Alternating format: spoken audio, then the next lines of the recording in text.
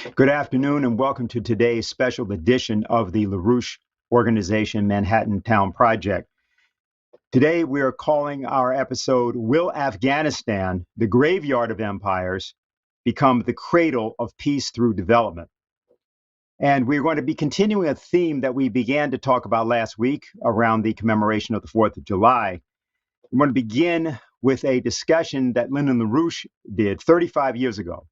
It was actually in December of 1985, prior to the year 1986, which saw the breakthrough of Lyndon LaRouche and his movement, particularly in the United States, with victories in the Democratic primaries in Illinois, and also saw that year the raid against Lyndon LaRouche and the attempt to assassinate Lyndon LaRouche during what was the Reykjavik Summit Conference that was occurring between Gorbachev and Reagan. And so what we're going to do is we're going to show something here which is intended to sort of strike the theme of the idea of the Republic. We just showed you briefly a shot of the School of Athens, a segment of the painting by Raphael showing Plato versus Aristotle. And we'll be talking about the idea, Mr. LaRouche will reference the idea of why we are not Aristotelians. He doesn't talk about why we are Platonists, but I think we'll be able to deal with that during the segment. So without further ado, we go to Lyndon LaRouche, December 1985, on the momentous year of 1986.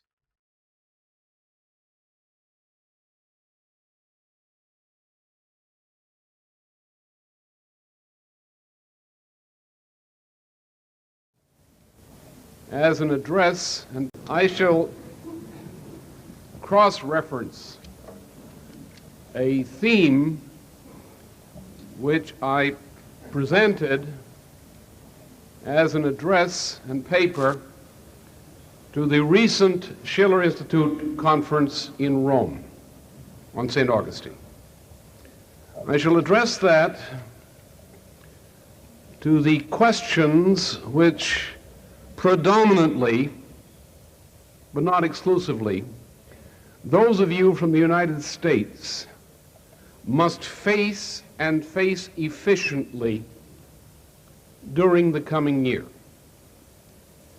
While only a few of you, and almost none of those outside this room in the United States, presently understand this fact,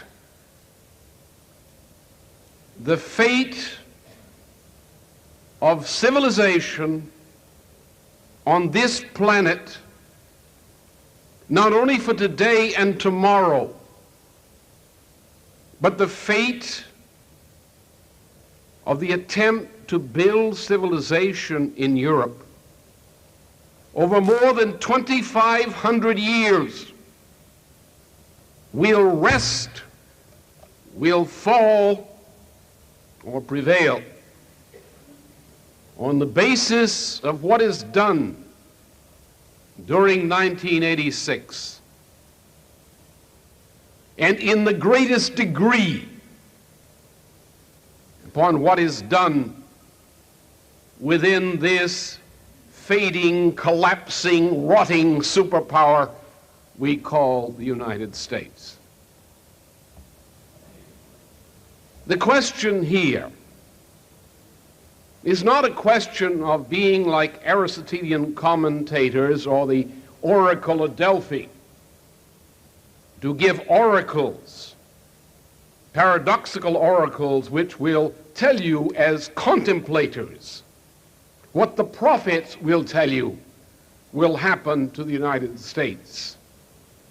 We are not writing Lower Greek tragedy. The question is an eminently practical question. What difference does your personal existence mean for the outcome of the entirety of human history and existence during 1986?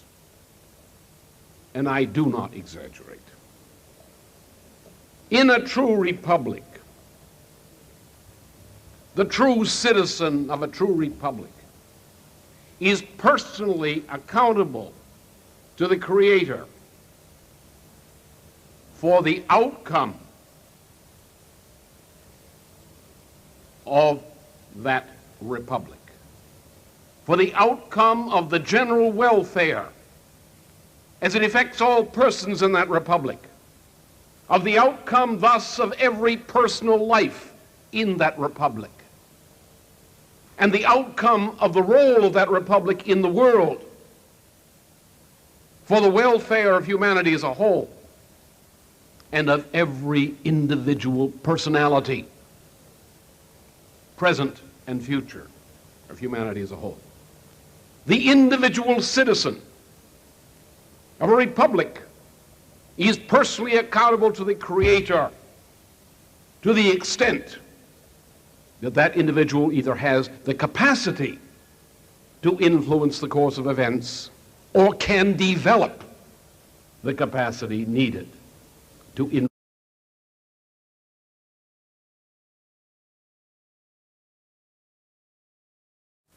During 1986, or the individual will be a failure. His entire life, her entire life, will be judged a failure or a success to the degree that conception of the citizen of a republic is grasped in the sense it ought to be grasped. We apologize if there was a slight omission of the text, but I think you get the basic idea. Now, we've been talking for a few weeks about the idea of the American Declaration of Independence, the American Constitution, and the actual duty of a citizen of a republic. But the original United States was never a project that did not involve all of the nations of the world. Matter of fact, of course, people fought in it from all over the world, from various different nations: Italy, France, Germany, and Poland. And contrary to the way that some people wish to read history today, a significant portion of the Americans of African extraction who had come to the country as slaves, but had become in some cases free and in some cases not, also fought in that same regard. The problem, however, has been that whether today's American population truly agrees with that principle, as outlined just now by Lyndon LaRouche, as to what the individual duty of the individual citizen is, not their institutions, not foundations, not the media, not that, well, I wasn't informed, so I didn't know. That's not the conception. Last night, Diane Sare, who's with us today on the program, held a symposium in New York City and discussed Afghanistan. We'll be discussing this extensively in just a few minutes. And one of her guests was Ray McGovern, formerly CIA analyst and co-founder of the Veterans Intelligence Professionals for Sanity. And Ray wanted to deliver, and did deliver, a certain message concerning the American flaw in outlook. We're going to show that now so that you might have some the advantage of hearing it from him.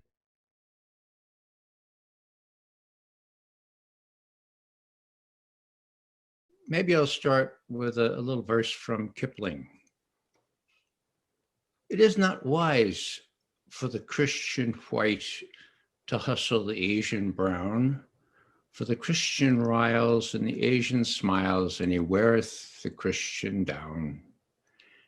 At the end of the fight lies a tombstone white with the name of the late deceased, and an epitaph drear, a fool lies here who tried to hustle the East.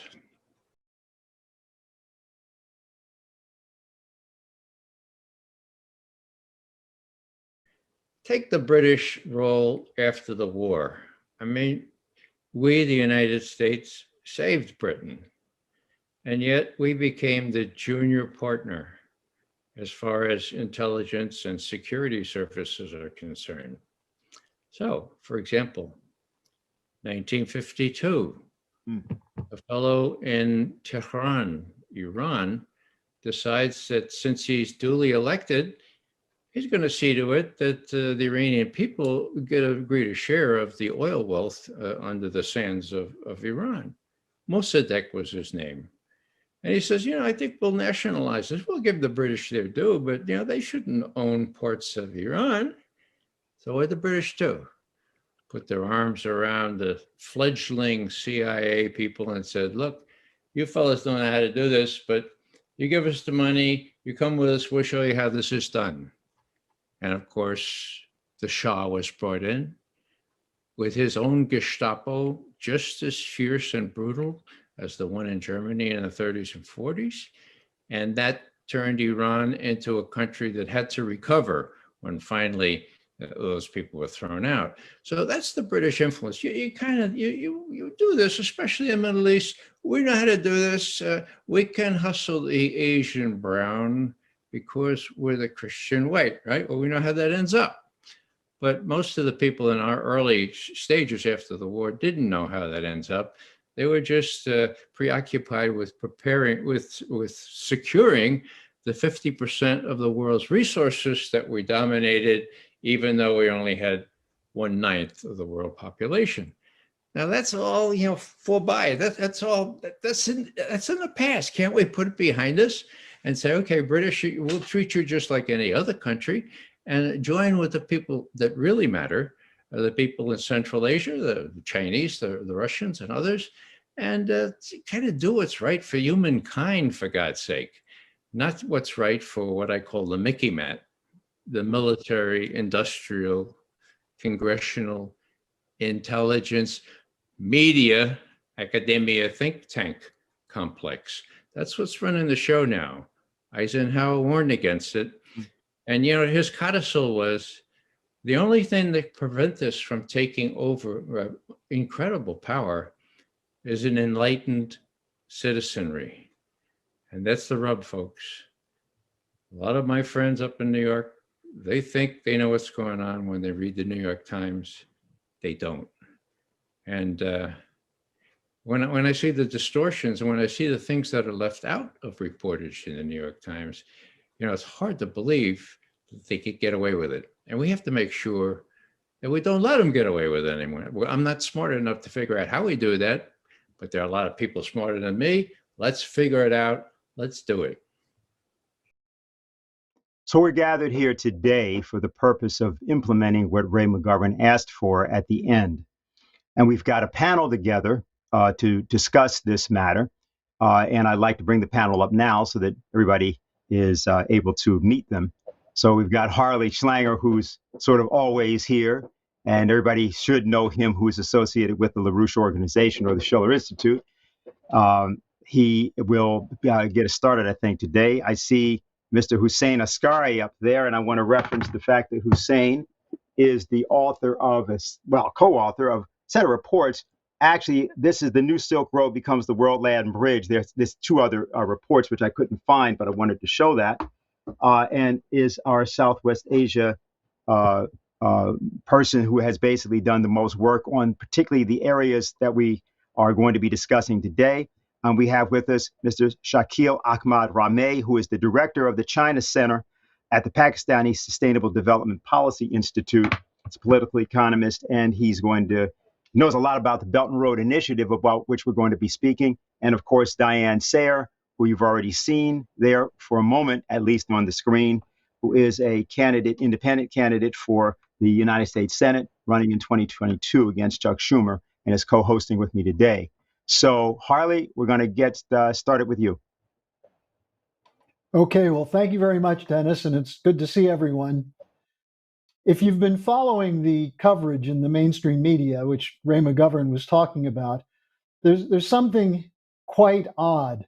All of a sudden, the discussion is, with the U.S. withdrawal from Afghanistan, we now face civil war, possible takeover by the Taliban, terrorist safe havens being set up, drug trafficking coming out of Afghanistan, story after story to promote fear from the war hawks who have profited quite handsomely, both in terms of increasing power and money, from the 20 years of war in Afghanistan. My question for the reporters who are covering this is, where the hell have they been for the last 20 years, or even 30 years, when there was a civil war underway, when there was drug trafficking, when there was a terrorist haven that was there. Why the sudden discussion of this now, when it's clear that the 20 to 30 years of US involvement in Afghanistan has been an abject failure? Or was it a failure? Well, the civil war has been underway. And what the US now is saying is that we'll remove our troops, NATO will leave, but we'll maintain an over-the-horizon presence in the Gulf states so that the US will still be able to play a role to prevent a total takeover by Taliban or some such formulation, and will bring in NATO member Turkey to provide a certain amount of stability. Now, none of this changes the overall direction of what would best be called the Anglo-American policy, or the Mickey Mat, as Ray McGovern refers to it, the idea that we have to have a rules-based order based on the unilateral power of the Western military to impose the global financial control that has been the dominant force in the world especially since the death of John F. Kennedy. So there's no end to geopolitics. There may be a shift of emphasis or the arena in which the geopolitics is carried out. One of the arguments is that we're not leaving Afghanistan because we lost the war, but we need to free up American troops for the pivot to Asia, the deployment into the Indochina arena, as well as into NATO with Ukraine and the confrontation with Russia. Now, the important point that needs to be stressed here, which we'll be making today, is that Helga Zepp-LaRouche has emphasized the problem is geopolitics. It's the degree to which the United States has served as the dumb giant on a British leash. And we're going to be talking about, the speakers who speak after me will be talking about how we move away from this unilateralist approach to one of collaboration and cooperation among sovereign nation states. And they'll be developing that, especially around the role of the Belt and Road Initiative, which of course the unilateralists say is a threat to the rules-based order. Now, what I want to do is give you somewhat of an arc of history to locate this battle, because the problem with most Americans is that the war that we're in is the war that we're fighting, and it has very little to do with anything except what the media says. But we've been lied to about every war we've been in since the end of World War II. The war on terror was a fraud from the beginning. The whole question of what actually happened on 9/11 has still not been answered. The role of the United States in supporting terrorists and arming them, as in the case of Syria, and the use of these terrorists for regime change operations. What we saw with the period of the war on terror was a new phase of geopolitics in the era of globalization.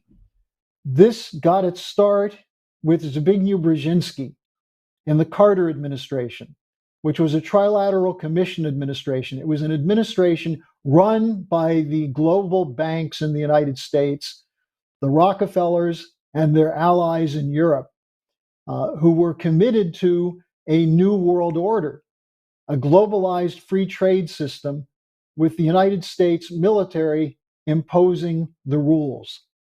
Now, Brzezinski was the national security advisor to Carter. Last week, Dennis gave you some very interesting quotes from Brzezinski's interview in 1998 with Le Nouvel Observateur, where he openly bragged that the deployment of jihadists in Afghanistan against the Soviets was a design. That is, that he lured the Soviets into an invasion in 1979, in December 1979 of Afghanistan, as a way of getting them caught up in a quagmire. And he said this was a good policy. When he was asked, did he regret it? He said, no, absolutely not, because look what we did. We brought down the Soviet Union. Now, what he pointed out in that interview is that the aid to the jihadists, which became the Taliban, or the Mujahideen as they were called at the time, began in July of 1979, several months before the Soviet army invaded. Now, what was the issue then? And the issue in the war on terror? It's geopolitics.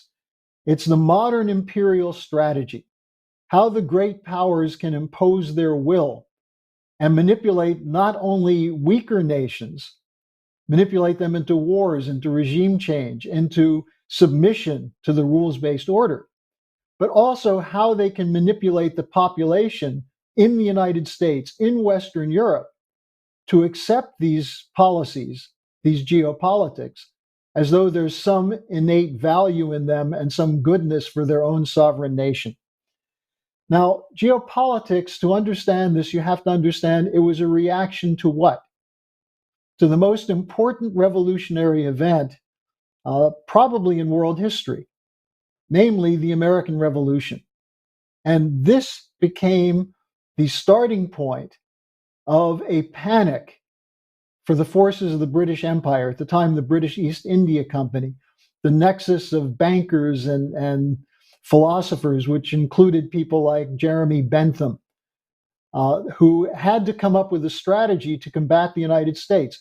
In the first part of the 19th century, it was war, the War of 1812, the operation to support the Confederacy in the Civil War. But that had to change. Now, let me just give you a little bit of a sense of what was going on in the 1850s when something was launched actually in the 1830s, which we know today as the Great Game, the contest between the British Empire and the Russian Empire in Afghanistan. And I know Hussein will talk about this, so I'll be very brief on it. But what was going on by the 1850s? The British had a whole series of operations underway.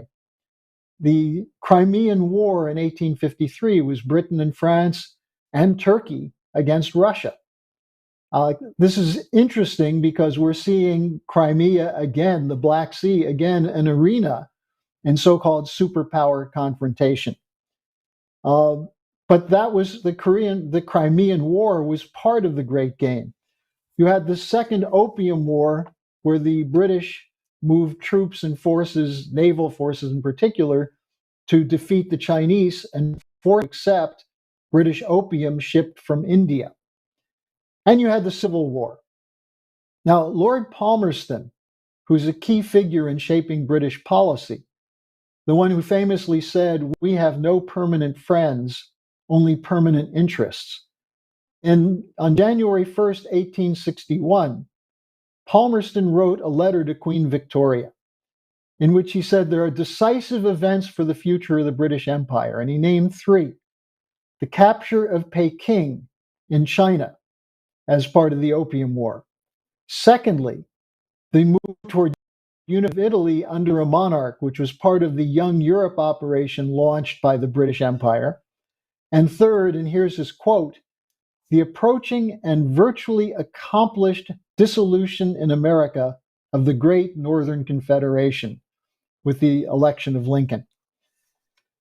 This all fell apart with the victory of the North and Lincoln's transcontinental rail project, which created not just a continental power, but an economic force based on transportation, based on infrastructure, based on the idea that you can cover great distances by rail.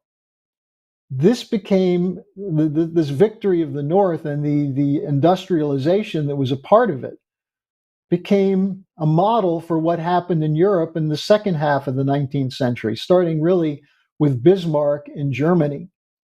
It included the Meiji Restoration in Japan. It included Sergei Witte in Russia with the Trans-Siberian Railroad, Hanito in France. What was beginning to occur was a shifting away from the power resting in the British Navy to the possibility of an alliance of nations, of sovereign nations, engaging in trade using rail and using more development of ports and canals that threatened this British domination. Geopolitics starts with this idea that there must never be an alliance between Central and Eastern European nations and Eurasian nations, including Russia and China. This was the doctrine that paved the way for World War I and World War II. That's a longer story I won't go into now. But in the post-war period, which Ray McGovern was referring to, the battle that FDR had with Churchill during the war, that is, that the United States was committed to ending colonialism after the war, whereas the British intended to continue a world of colonialism. That the battle continued with Eisenhower when he turned against the British plan to capture the Suez Canal in 1956. John F. Kennedy, when he began to consider, instead of going to war with Russia or having a constant arms race, instead, what about détente? Kennedy was seen as such an existential threat to the British Empire that he was assassinated. And after the Kennedy period, you had the emergence of two geopoliticians, Henry Kissinger and Zbigniew Brzezinski. Now, Brzezinski is just worth noting given what he wrote later on, but Brzezinski's idea was that there's an arc of crisis which the West can exploit to bring down the Soviet Union. In his initial writings, he talked about it as the area of the Indian Ocean. He later refined that to the Transcaucasus and Central Asia. But the idea was that you could use an Islamic uprising, that is, of the Islamic peoples in the Transcaucasus, in Afghanistan, in Iran, against the Soviet Union, because some of these populations lived within what at the time was the Soviet Union. And in his memoirs, he writes that he began to press the arc of crisis thesis to reassert US power in the region, which he admitted would be a new version of the British imperial great game. Now, Brzezinski was taking a lot of this from the studies he'd done of the work of Bernard Lewis, who was one of the pioneers of this idea of crisis. In 1997, Brzezinski published a book called The Grand Chessboard, American Primacy and Its Geostrategic Imperatives. And in this, he admits his predecessor was Halford Mackinder, who's credited with creating the British School of Geopolitics. And he said for him, as for Mackinder, the prize is Eurasia. And he explicitly refers in this book to the extension of the arc of crisis into Central Asia. And he says this is a repeat of the great game. In The Grand Chessboard, he writes, the specter of a potential conflict with the Islamic states along Russia's entire southern flank has to be a source of serious concern. And he knew that riling it up in Afghanistan would bring in the Soviets.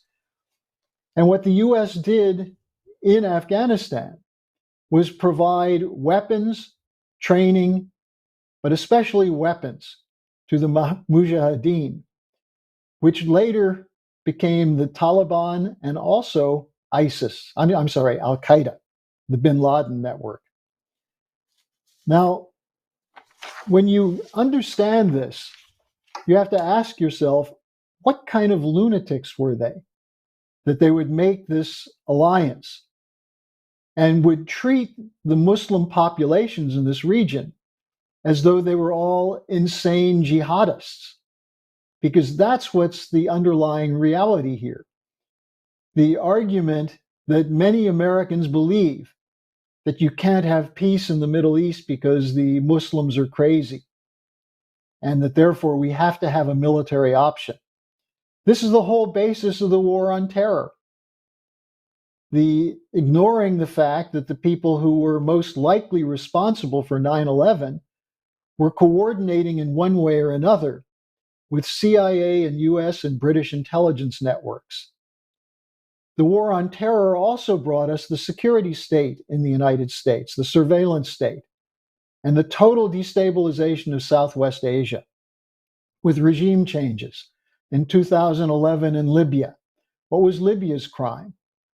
They were breaking away from the idea of being part of a confrontation with the West. They were concentrating on using their oil wealth to build their nation.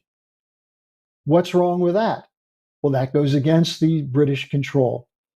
We had the civil war in Syria started in the same year. You had the regime change in Ukraine in 2014. And in 2017, with the inauguration of Donald Trump, with his commitment, as he said at the time, to be friends with Russia and China, you had the regime change operation launched in the United States by the very same networks to bring down Donald Trump. Now, where do we stand today with the retreat or the withdrawal from Afghanistan? The Republicans are now saying that this is an example of Biden's weakness. Well, these are the same Republicans who say they want to bring back Trump. But Trump had said and continues to say we should be friends with Russia. The China issue is a little more complex because he used that to try to cover for the problems in the United States with the COVID crisis. But again, the geopolitics of this is, are we going to have collaborative relations with Russia and China, or are we going to have confrontation and provocations as we have going on today in the Black Sea and in the South China Sea? What's behind this, behind the geopolitics? It's the collapse of the financial system. It's the effort by the Davos billionaires, by Wall Street and the City of London, to push through something called the Great Reset, which is to take away the sovereign powers of every nation and give those powers control over economic policy, control over monetary policy, hand that to international bankers and financial institutions and shadow banking system so that they can run bailouts for themselves while imposing austerity on every nation on the planet without people in those nations having an ability to fight back because their elected representatives no longer have the power of the budget. The biggest problems for this Great Reset and the Green New Deal, which is a part of it, is what will and China do. And that's why the regime change forces are targeting Russia and China. Now, I could tell you there are problems in Europe as well with the Great Reset and the Green New Deal. We're seeing a collapse of popularity for Greens in Germany. We had the referendum in Switzerland against the European Union carbon policy and so on. What it shows is that the potential to defeat this global central bankers dictatorship, and with it to end geopolitics, is a real possibility. But it depends on what the American people do. Will we reclaim our anti-colonial tradition? Will we reclaim our Republican constitutional tradition? Or will we be manipulated by narratives that tell us that our greatest threat is coming from Russian aggression and Chinese bullying and Islamic terrorism? That's the whole point of the Schiller conferences we've had and these weekly meetings on Saturday, to give you access to the ideas of Lyndon and Helga Zepp LaRouche, to give you a sense of what the real fight for the American system is, as opposed to some form of jingoism or America First unilateralism, which, interestingly, the unilateralism of Mike Pompeo is the same unilateralism so far of the Biden administration.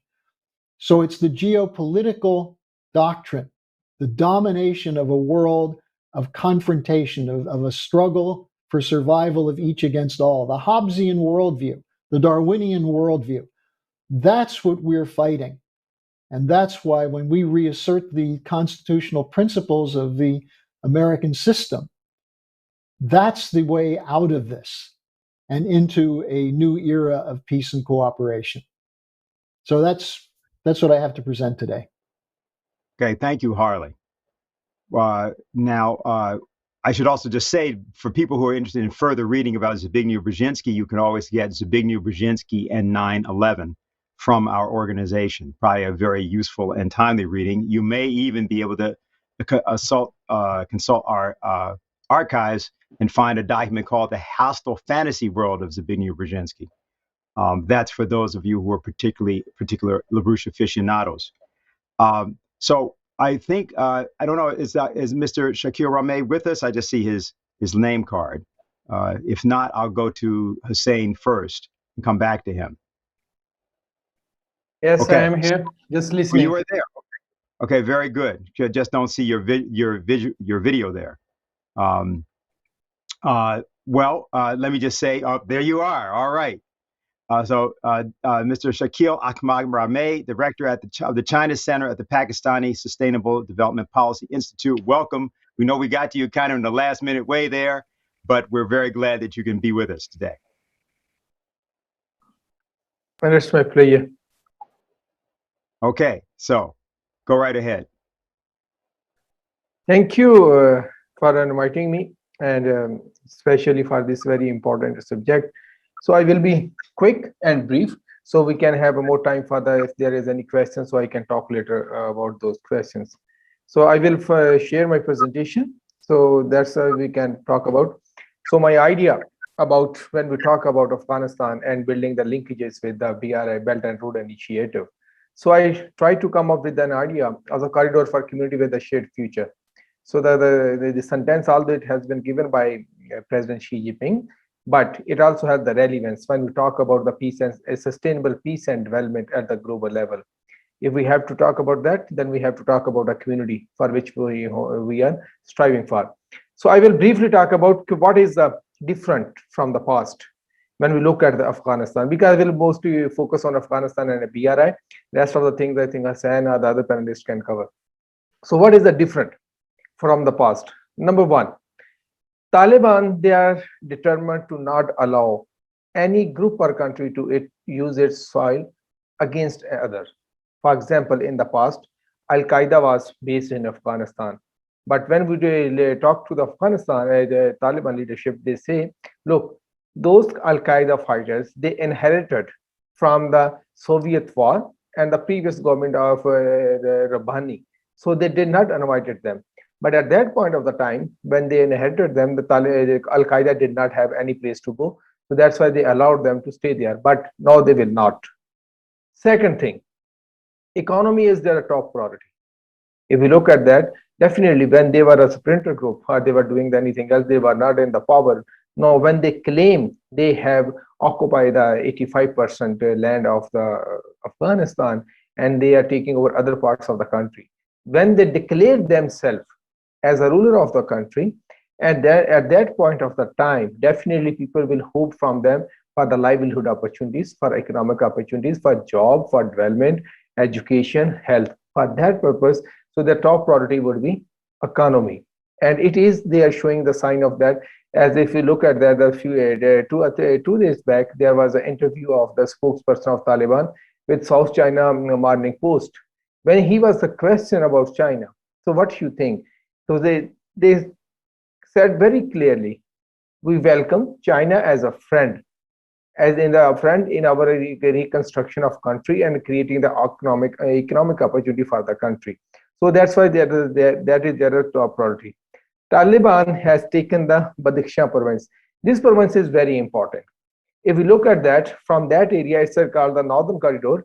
So where they have the three borders. One is with Uzbekistan, Tajikistan, and China also. So when the Badakhshan is a district, a province, during the last the rule of the Afghanistan, the Taliban were not able to conquer that area. They were not able to control. And it was the headquarters, that province was the headquarters of the Northern Alliance, who were fighting against the Taliban. And if we look at this time, so Taliban has adopted a strategy first to cover the strategic corridors or the strategic post in the country. For example, on the northern side, they have taken over the Badakhshan, and on the west side, they have gone for the Aslam Killa. So that is a border with the Iran. And that is the main hub, you can say, for the trade, custom and the trade entries. And at least 20 million US dollars the Afghan government was earning from that checkpost to the trade with Afghanistan and with other countries. So that is again the strategic. Another is with the Kunduz. So that is opposite to the Uzbekistan. That is another corridor where they have controlling, because that is the area from where the Turkmenistan or the other terrorist group, they were trying to infiltrate in Afghanistan and going through the Xinjiang. So that is an important area. And other one, so that is I already have spoke about the Badakhshan. Then new realities. Number one, taking over the strategic points, which I have spoke. And second, we are listening one sentence whenever from the Western media, from the Afghan government. They are telling that most of the time the Afghan security forces, they are surrendering. They are not fighting back. That is a very interesting argument. It can give the two types of implications. Number one, either the people and the Afghan security forces, they don't want to fight with the Afghan Taliban. If that is the case, that means their Afghanistan will be governed by Taliban in the near future. And second scenario is even more, you can say, the interesting and the more create curiosity. That is that are the security forces, the majority of them, they are the supporter of the Taliban. That's why they are not putting any fight. Even in the case of the Badakhshan province, when we're talking about, in June, the government was hired some local militias, and those militias, they were known for their cruelty and the fighting back. But when the Taliban went there, so they surrendered. So that is very interesting development. So most of the times, so the government security forces, they are not showing any type of the resistance there. And the what next? Important question is, in this context, if we look at that Taliban are taking over, or the government of Afghanistan is there, whatever the case, we need to keep in mind the both scenarios. Either Taliban going to take some initiative to reconcile with the government, or they will want to go for their own rule. But if you talk to the Taliban and listen to the Taliban point of view, they say, look, when US came to in Afghanistan, we were governing the Afghanistan. So we are the legitimate. We were displaced. No, when the US was again leaving the country, they have signed the agreement with us, not with the government of they say it's the so-called government. So they did not sign the agreement with them. So we are the legitimate rulers. Whatever the case, who will be in the power. So what should do? Number one, immediately, Afghanistan need investment in health and education. Health and education both are very important. Health is the more important, especially in the context of the COVID-19. But education is more important. If you look at that, the education level in Afghanistan, and to avoid the past mistake, as if we listen to the Mr. Charlie Wilson when he was delivering his speech, he said it was these are the glorious days. We won the war in Afghanistan, but at the end, he used the word we fucked up. Why? Because we did not invest it on the education. He was asking the US government to invest $500 million on the education so that we can educate the people. But unfortunately, if you look at that after so many years, the 3 decades later from the Charlie Wilson, so we can find that the government have spent trillions of dollars. They did not go far to spend for the $500 million, but they spent the trillions of dollars in Afghanistan to secure the peace.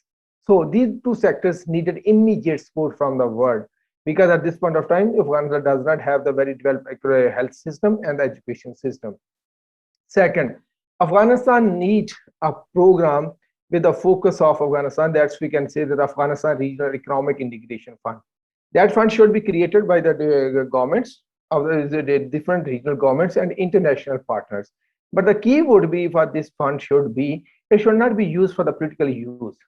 It should be run as you can say a professional organization which can invest according to the need of the government, according to the need of the Afghanistan. For example, where Afghanistan need investment to build road infrastructure, or to build the health system, or the education system, or they want to invest in creating the industry or the industrialization process, where they want to invest. And if you look at the regional context, they need the money also for the regional connectivity. So on the eastern side to on the northern side to Central Asia, on the eastern and the south side to the Pakistan, and then in southeast, that is the China, and in the west is Iran. This fund or these interventions can create opportunities for everybody. For example, in the recent days, and the 4 or 5 months back, Afghanistan has launched the Half Harat railway line to create the connectivity and bring the economic opportunity to Afghanistan and benefit from the opportunities in the Afghanistan. If through that corridor, that fund, if they also contribute here, then the Central Asian country, they contribute here, Pakistan, China, everybody is contributing here. So that fund can be used to create some type of the regional integration, especially in the context of the economics. If we are able to take care of the economic issues, then that means we will be able to take care of the most of the problem of Afghanistan. For that purpose, I have proposed maybe there is a need to create corridor for a community with a shared future. That way, a corridor which must have the only two objectives. Number one, sustainable peace. Number two, sustainable prosperity. If through that corridors we can create that corridor can be created under the Belt and Road Initiative. As we know that right now the Belt and Road Initiative, they have 6 corridors. That can be the 7th corridor, but it can also be developed as a sister corridor to the CPEC, because a major connection comes from the CPEC. As already has been proposed, there should be some motorway between Peshawar and the Kabul. So that corridor can be connected here.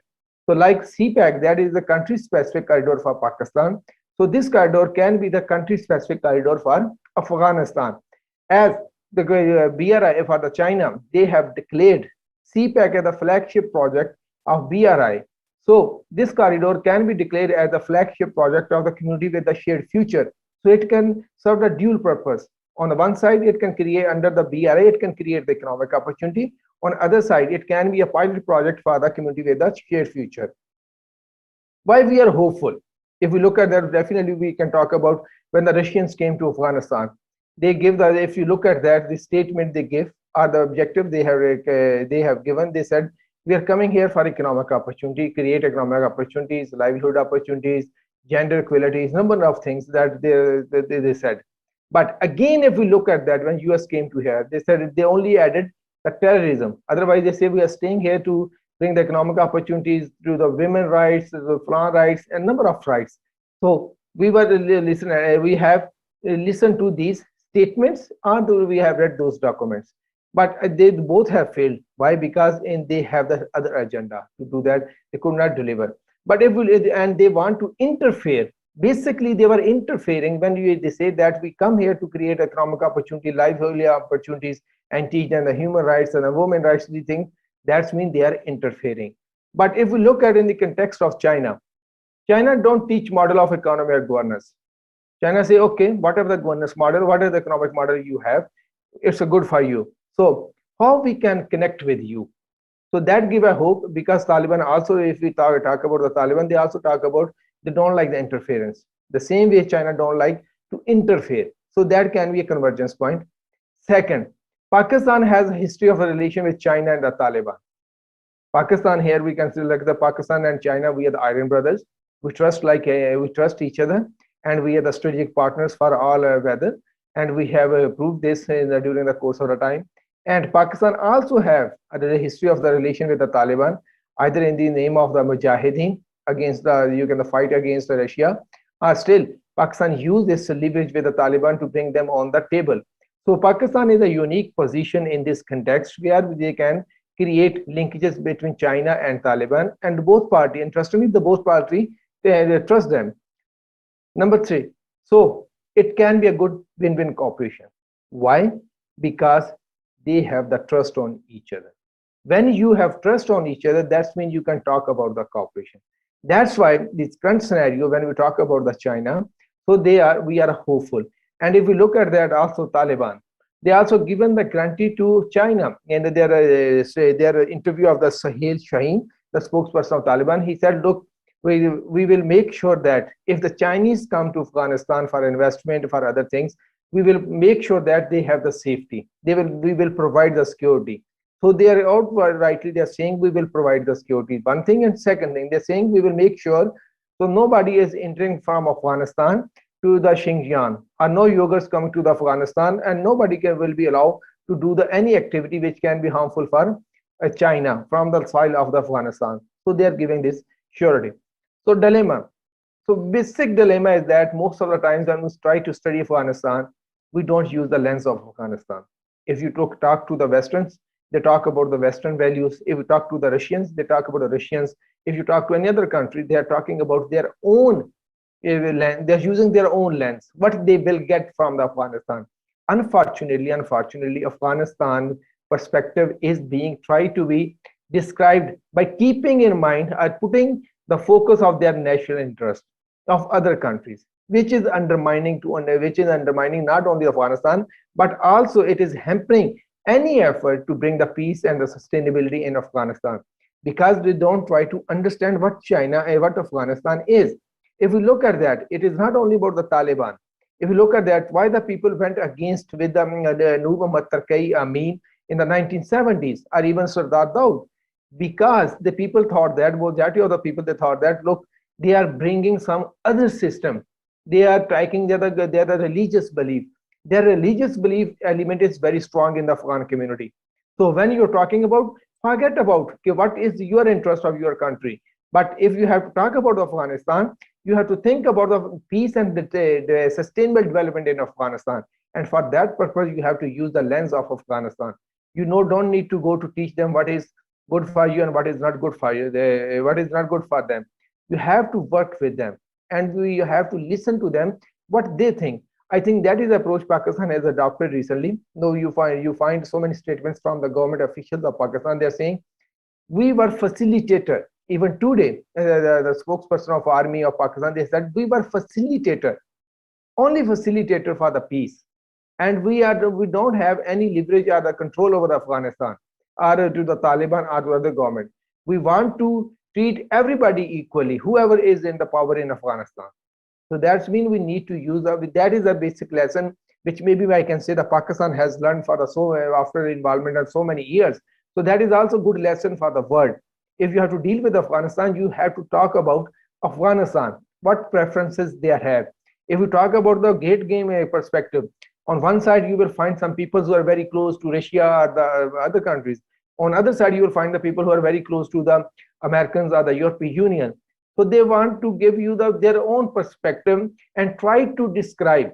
For example, when the Brzezinski is talking about, they're saying, so the Muslim uprising against the Russia. Why they forget that? So when they were using their influence to bring the Sardar Daud into power, when the Zahar Shah was there, they were using their influence.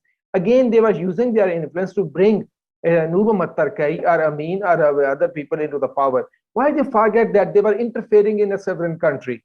And when they were fought back at any name, and they started to blame the other part, oh, they were using this. No, it was basically Afghan people. We have to understand.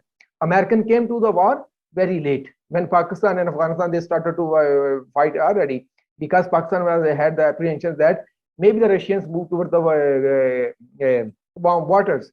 So we need to understand. So it was Afghan people who were putting a resistance against not only Russia. Before the Russia came to the Afghanistan, they were putting resistance against Sardar Daud. They were putting resistance against Nur Tarkai, Amin Hafizullah, or other people, because they were thinking, so they're bringing some change which is against their beliefs and their culture or their values. So at the end, I just want to focus that if we want to have a solution for Afghanistan, we have to use the lens of Afghanistan. Otherwise, these all solution will not be a solution, because the important element of this, for whom we are devising any solution, they are missing from the puzzle. That's why I will conclude with 3 cautions. Number 1, no politics. If we want to work with the Afghanistan, we say we want to bring the peace and sustainability. There should be no politics. No political strength should be attached to that. I think in this context, the BRI, Belt and Road Initiative, is an excellent economic opportunity, which can provide, which does not come with the political strings. They are just coming for the economic opportunities. And second, no proxy wars. Lastly, prism of Afghanistan, lens of Afghanistan. So we need to use the lens of Afghanistan, not the lens of any other country or the other governance system or the other some system of the governance, nothing like that. We have to use the lens of Afghanistan if we want sustainable development and sustainable peace in Afghanistan. In this context, I feel if I have looked at the experience of BRI, especially I'm living in Pakistan, I can talk about the CPEC. So BRI fulfill this criteria. It can create a hope. We can say like that the corridor of peace and prosperity. We can say the corridor for the hope. I don't think we can say like that. But BRI can fill this place. Thank you so much. Thank you so much also for introducing the revolutionary idea that if you are in somebody else's country, it might be a good idea if you understand the national mission and purpose of that country through their eyes. So now I want to go to Hussein Askary. He's the Southwest Asia coordinator for all of our work for Executive Intelligence Review, and also, of course, he plays a very important role in the Schiller Institute. He, as I said, is actually the co-author of a report that I don't have actually here right now, which is the third or fourth, I think, actually, of the versions of the, I think he's looking for it there so he can show it, of our New Silk Road Becomes the World Land Bridge Report. There we have it. He's got it. Okay, great. All right, Hussein, I'm sure you're very happy and eager to follow up that presentation, and so take it away. Thank you very much, Dennis, and I thank Harley for the introduction, and also Shakil, my friend, for the great insights he's providing us from his standpoint and from the viewpoint. The book Dennis talked about is Extending the New Silk Road to West Asia and Africa, produced 2017, of course, with other colleagues in the Schiller Institute, Jason Ross specifically. But I have to oblige my friend and colleague, Diane Sare, that I am always presenting an optimistic view of things. This is not ivory tower. It's a scientific principle I learned from Lyndon LaRouche, which says it's the future which determines the present. Because our view of where we want to be in the future determines what we do today. So that's also, as my friend Shakil says, we should look at the future of this region and Afghanistan through the eyes of an Afghani child. What kind of future this child wants to have.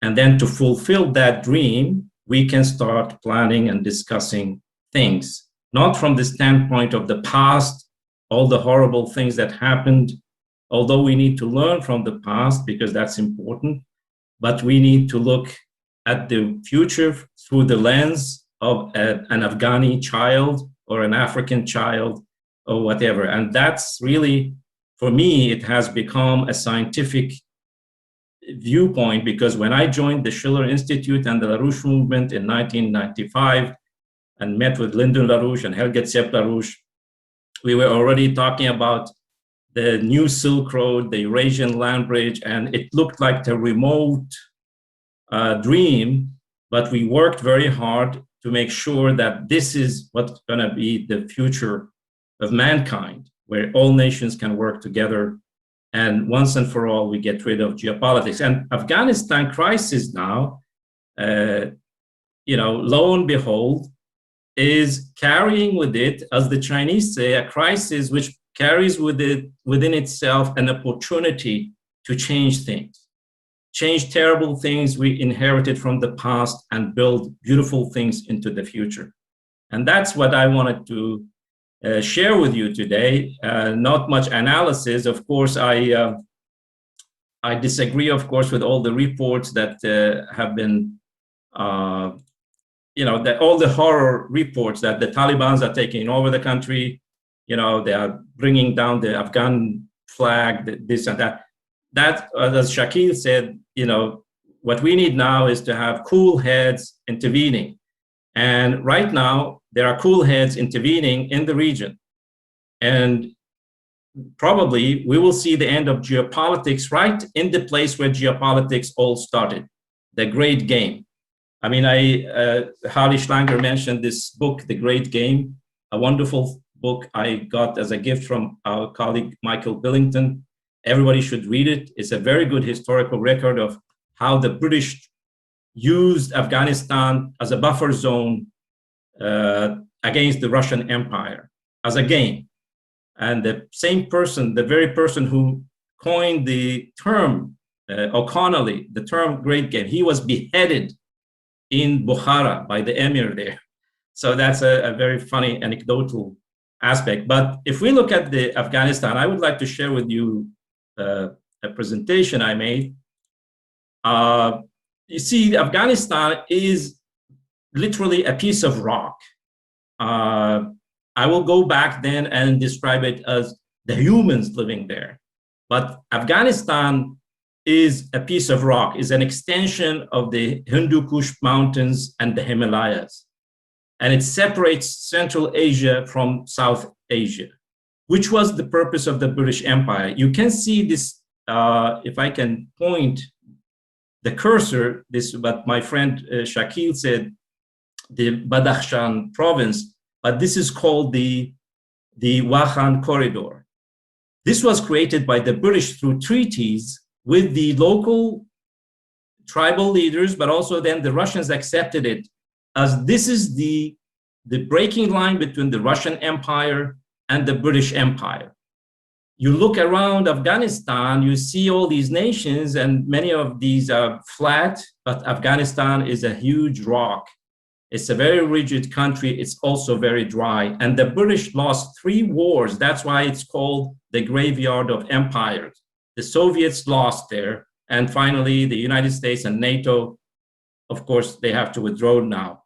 The purpose of invading Afghanistan then and now has been to use Afghanistan to destabilize the surrounding countries and split Eurasia. That was the purpose, not to control Afghanistan, but to use Afghanistan as a buffer zone and as a hand grenade to attack other nations. And we know that the situation in Afghanistan, both in terms of terrorism, have affected every single country in the region. There are terrorist groups in Pakistan, in Iran, in Turkmenistan, in Uzbekistan, in Tajikistan, and in China, who were born out of the Brzezinski, Bernard Lewis, British, Anglo-American great game in the Afghan war against the Soviets. And we also have the growth of the opium since 2011 in Afghanistan, which is used as an opium war against Iran, Pakistan, Central Asian nations, and first and foremost, Russia, because around in 2019, for example, 18,000 Russians died of overdoses of drugs. So Afghanistan now can suddenly become a cradle of peace for all of Eurasia. What is required is to go away from geopolitics and get Afghanistan on what I call the Belt and Road to Peace. As my friend Shakil agrees with me, if you look at the countries around Afghanistan, you have Iran, you have Pakistan, you have nearby India, you have China, the world's second biggest economy and the driver of the Belt and Road Initiative. You have Tajikistan, Uzbekistan, and Turkmenistan. And then behind them, you have, of course, further, you have Russia, and so on. So what we need is to embrace Afghanistan, to envelope Afghanistan, not with military force, not sending drones to bomb weddings and funerals, as NATO and the United States have done in the past 20 years, but to send a message that we want to help you rebuild your country. That should be the message. Now, there are many structures that can be used in achieving that goal. As Helga Tsep-LaRouche, the chairwoman of the Schiller Institute, have said, if we don't get the major powers, especially the permanent 5, in the United Nations Security Council, we cannot have peace anywhere in the world. And therefore, like, if we have a mechanism which is enveloping Afghanistan, it does not include the United States. But if the United States wants to play a positive role, it can engage these nations in providing peace through economic development. And we have the Shanghai Cooperation Organization, which was created after the fall of the Soviet Union. It's a security organization. But if you look at the nations involved in this, this includes almost half of the world population. In a very sensitive area, you have China, Russia, and India, three of the major powers, of the four powers.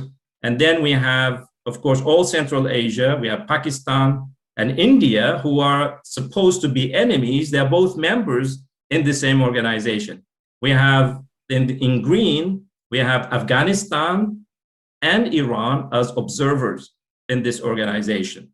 And we have Mongolia. Now, the Chinese foreign minister is visiting by person, breaking the rules of the COVID, all the member nations in Central Asia and also all the Shanghai Cooperation Organization nations to discuss what to do about Afghanistan.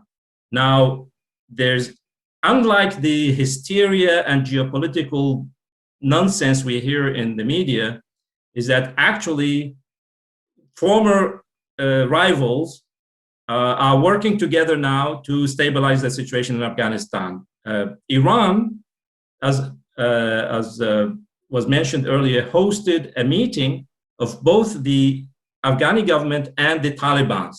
Now, in Iran, for many years, the Taliban were the worst enemy, because when Taliban took over Afghanistan, they went into the Iranian consulate in Mazar-e-Sharif in 1998 and massacred all the diplomats in the consulate.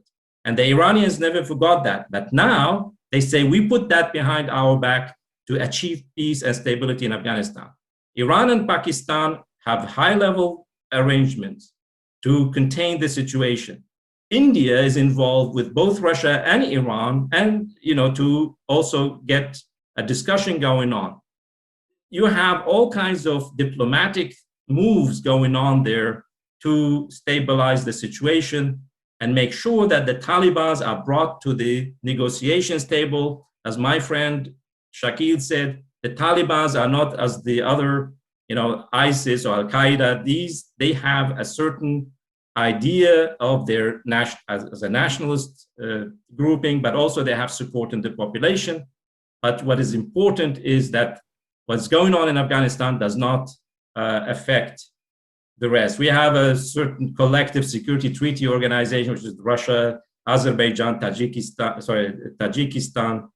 Kyrgyzstan, and so on, where there are military. But nobody is thinking about using military force. Not Russia, not China, not Iran. Nobody is intending to use military force in Afghanistan. They learned the lesson, which the British and the Americans and the Soviets learned very hard. But what I mean is that there are certain structures you can use to change the situation.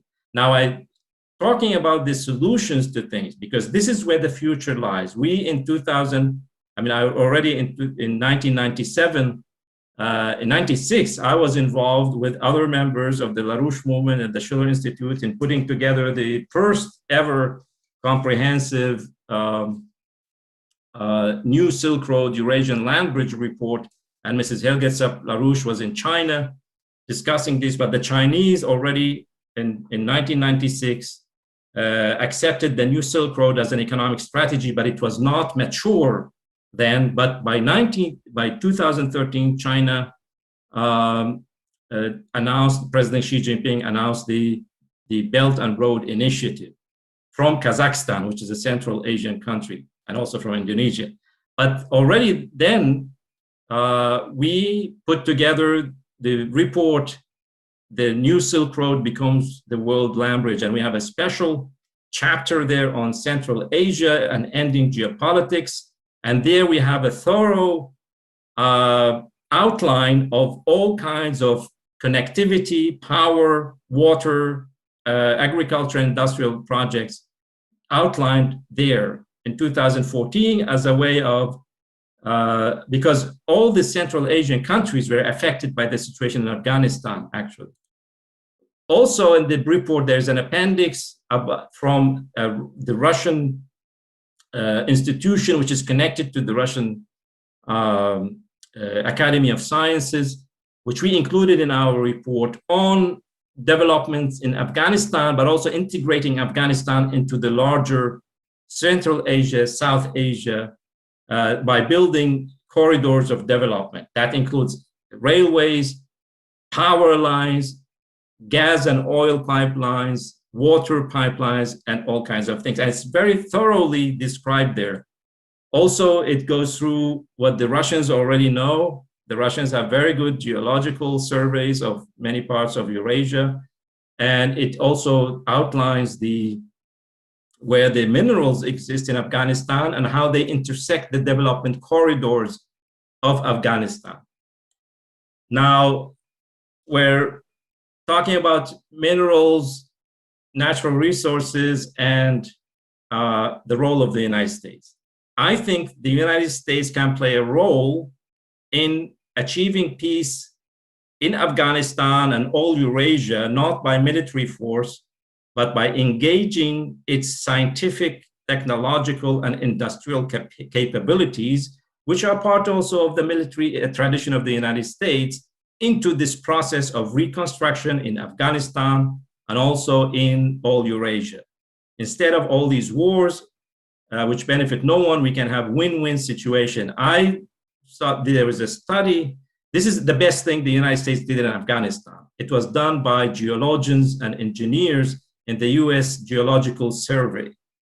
And I happen to know some people who worked on that project from the European side, because it was a huge project. It explored the whole territory of Afghanistan to figure out non-oil and gas minerals in Afghanistan that can be used for economic development. And they did a thorough, fantastic study. I already in 2012-13, I read the study. It was developed further. In the media, they said, oh, Afghanistan, they have $2 trillion of minerals.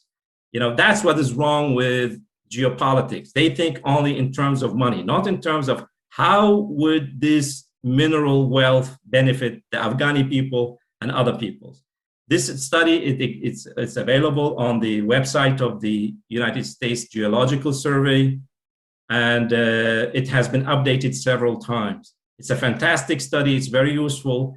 And also it shows that Afghanistan has not only some of the largest copper and iron ore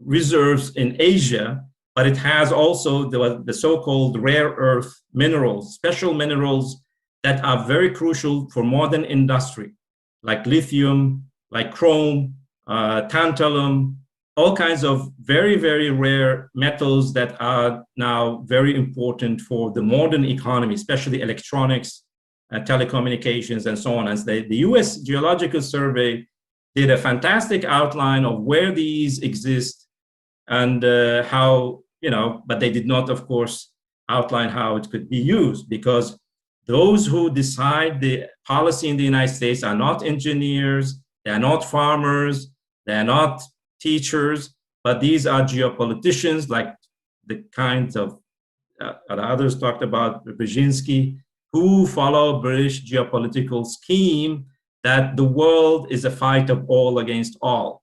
If we don't take these, the Chinese or the Russians or the Indians will take them. So we will make sure that nobody uses these minerals. And therefore, Afghanistan's mineral wealth was never exploited. Now, the Chinese came in 2017 and said, the government of Afghanistan said, well, we have all this mineral wealth, we want to use it. So they did an international bidding, and two Chinese companies won the bid. They made the cheapest offer to invest in the largest copper mine in all Central Asia, which is called Mes Aynak, which is interesting of historical reasons. But also there's also the iron ore mineral reservoir, Haji Gak, which the American Geological Survey also identified. But the project never got off ground because the Chinese company got attacked when they were doing the surveys already in that region by terrorist groups. But then also there were technical problems, because to do that, you need to build railways and also to bring coal from the western part of the country and build a 400 megawatt power plant to melt the ore into this area is interesting also because there, from the Bronze Age, you had settlements there, prehistoric, but also Buddhist settlements. But some people used this area to mobilize against the Chinese companies, and therefore a huge international US-backed, EU-backed campaign to save the historical artifacts in that area where you have the iron ore minerals. So, of course, we have to preserve, we have to save these historical things, but this was used as a way to attack the Chinese project and stop it. But and the Chinese themselves had technical problems, so the project never got off ground. Now, concerning the integrating of Afghanistan into the Belt and Road Initiative, the New Silk Road, Afghanistan is squeezed between two of the most important corridors of the New Silk Road or the Belt and Road. One is the China-Pakistan Economic Corridor, outlined here as B, and then we have the China, Central Asia, West Asia, the Silk Road, which goes from the Xinjiang Muslim province in China into Kazakhstan, Kyrgyzstan, Tajikistan, and also into Turkmenistan and Iran, and then ends in Turkey. That's outlined in F. So Afghanistan is the missing link in this whole situation. It's not connected. As I said earlier, Afghanistan is a piece of rock. It's very rough to build things there, but it's not impossible because the Chinese built high-speed railway to the Tibet in the Himalayas, to the most rugged areas in China, and it's possible to overcome these situations. Now, at the same time, we have the Afghanistan. If you look at the map of the population density, it's concentrated in the eastern part of the country and also in the western part. So in the middle, you have very little population, but you have both the population and mineral resources of Afghanistan concentrated in certain areas which you need to bridge through development corridors, infrastructure. And interestingly, I looked at the demographics of Afghanistan. It's fantastic because that's why I say the future determines what's going on. Because if you look at the Afghani population of 37 million people, 3 million are refugees outside Afghanistan. But 34 million, if you look at the population, 46% of the Pakistani population is below the age of 15. Okay? And above the age of 65, you have only 2.4% of the population. The rest, so you have like 98.7% of the population are below the age of 65, but most of them, 80%, are below the age of 30. So you have the whole future in front of you. But what is needed is to provide those young people with the means to thrive, to use their creative potential and build their economy and get into the future and integrate with the rest of the world economy along the lines of this New Silk Road or the Belt and Road Initiative. Now, as my friend Shakil said, you cannot present ideas to the Afghanis because they are very stubborn, nationalistic, anti-foreigner people for obvious reasons. They have been attacked the whole time. You have to ask the Afghanis, what do they think about these ideas? What are their aspirations? And therefore, I brought this from the Afghanistan Foreign Ministry. They have a special think tank on Afghanistan. It's called the Economic Cooperation Conference on Afghanistan. And they have outlined a number of projects and integrated regional ideas into the reconstruction of Afghanistan by building, for example, the so-called ring around Afghanistan, because you have railways now built from all countries around Afghanistan to the border of Afghanistan, but inside Afghanistan, you have nothing. And the reason is we had NATO inside the country. NATO does not build railways. As Obama's national security advisor, Susan Rice, told the African ambassadors, we don't do infrastructure. So therefore, Afghanistan, of all the countries in the region, never built infrastructure in the past 20 years of US-British occupation. And therefore, there you have outlined, and the Afghani government, and now as our friend Shakil says, the Taliban also accept the fact that you can integrate Afghanistan's own infrastructure projects into the larger region, and so that everybody benefits. So you can connect the railways, the oil and gas projects from Turkmenistan into Afghanistan to Pakistan to India, the so-called TAPI line, which the United States and Britain have been talking about for 3 decades, but it was never built. You can integrate Iran, Afghanistan, and Pakistan. You can bring in the China-Pakistan economic corridor from China into Afghanistan. And all these countries have said, and I have documents, I don't have time to read them, that there are meetings between Chinese and Central Asian countries. They talk about the Belt and Road Initiative and integrating Afghanistan. Iran, Pakistan, and China foreign ministers met just last month, and they said we should intensify our cooperation on the Belt and Road and bring in Afghanistan into the picture. So this is the kind of thing you need to do to get the Afghani people and their leadership, whoever they are, to see the future through the eyes of their children, how their country will look like if they accept this offer. Somebody has to make the offer. I think there are intensive now moves. As I said, the Chinese foreign minister is in Central Asia. He will visit all the countries around Afghanistan. Pakistan is in advanced discussions with the Afghanis, with the Iran and the China on the prospects for peace and stability in Afghanistan. But as LaRouche warned about the Israeli-Arab peace process, if you don't put on the table from the beginning the economic development you are thinking about creating, never discuss religious, political, and other solutions, or democracy, or the state kind of government you want. Start with the economic development. Show the Afghani people and their leaders how their country will look like in the future. And show them the willingness that you will help them create that future. And then they will say, we take the deal. You have some crazy people who will say no, but the majority will say, that's the kind of future we dream about. That's the kind of future we want. And I think the United States and Europe can be part of this. Just to warn you that there will be people who are against this. The World Bank, don't get the World Bank involved in this. Don't get the EU involved in this. Don't get the US and Britain involved in this unless they throw away all the economics books they have learned, as LaRouche has told us.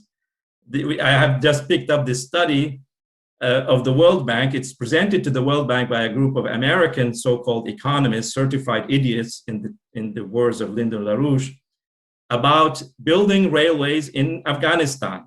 And this is what they recommend.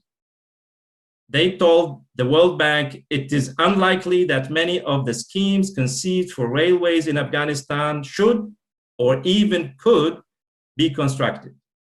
Some even if constructible may not be finally viable. Instead, constructing these rail lines will create a drain on the Afghan nation's economy. So the ideology here in the West, if you don't have money, you cannot build railways, you cannot build hospitals, you cannot build schools, you cannot build roads, you cannot build dams, you cannot build power plants. This ideology should be thrown in the dustbin of history together with geopolitics. And economics should, once again, as Lyndon LaRouche has identified, go back to its human cradle, to its human origin, that all resources start from the mind of human beings who are creative and think about the future. And when you look at this problem in Afghanistan, look always through the lens of the Afghani child who is thinking, what is going to be my future? And I think here I have to stop, and I hope you got my point. Well, I thought the point was clear. Let's see what Diane Sare thought about it. We're going to now get into our discussion, and we've continually put up submitting questions. We've already gotten a few questions in, but Diane, why don't I ask first what your thoughts are, both in what you heard this afternoon, also from our discussion from last night? Well, I appreciate this optimistic picture, and I'm actually very struck to know that 80% of the population is under the age of 30. That's amazing. And it also should tell people that whatever your views of Afghanistan are, the potential for change is great. And that means that if we have a policy in collaboration with all of the nations in the region, emphatically China, Russia, Iran, and others, that it really can be a very bright future. I think in the United States, we have a big challenge because Americans have gotten very confused. A lot of Americans think that certain ideas that they hold dear as being quote unquote American, certain, libertarian leaning ideas or anti-government, the government's too big, this kind of thing, or the rugged individual, I'm going to look out for myself. Freedom is I get to do whatever I want as long as I don't step on your toes. These are all very explicitly British. And the United States was created explicitly against the British Empire, against British ideology, and all of our greatest presidents and statesmen and military planners. Look at West Point, which was really its great contribution was engineering. This was considered part of military deployment, or look at what Lincoln did with the Transcontinental Railroad and where Americans found themselves, helping to build the Trans-Siberian Railroad, helping in the Suez Canal. The idea was we collaborate with nations to allow them to be strong against British imperialism and colonialism. And the last president who I think was very, very explicit in that was Franklin Roosevelt. And that is why the war was allowed to continue. The British really intended for him to not be around when World War II ended, because his vision of the post-war world was very different than what we have been presented with. But I think there is such a thing as natural law. It is inarguably the case, although some people argue it in face of the abundance of evidence, that the human species is unique, that as the creator, we have creativity, and that we deserve governments that reflect that potential. So I think this crisis does present us with a certain opportunity. We have urgently to come to our senses and come back to being the United States and relate to the world in that way.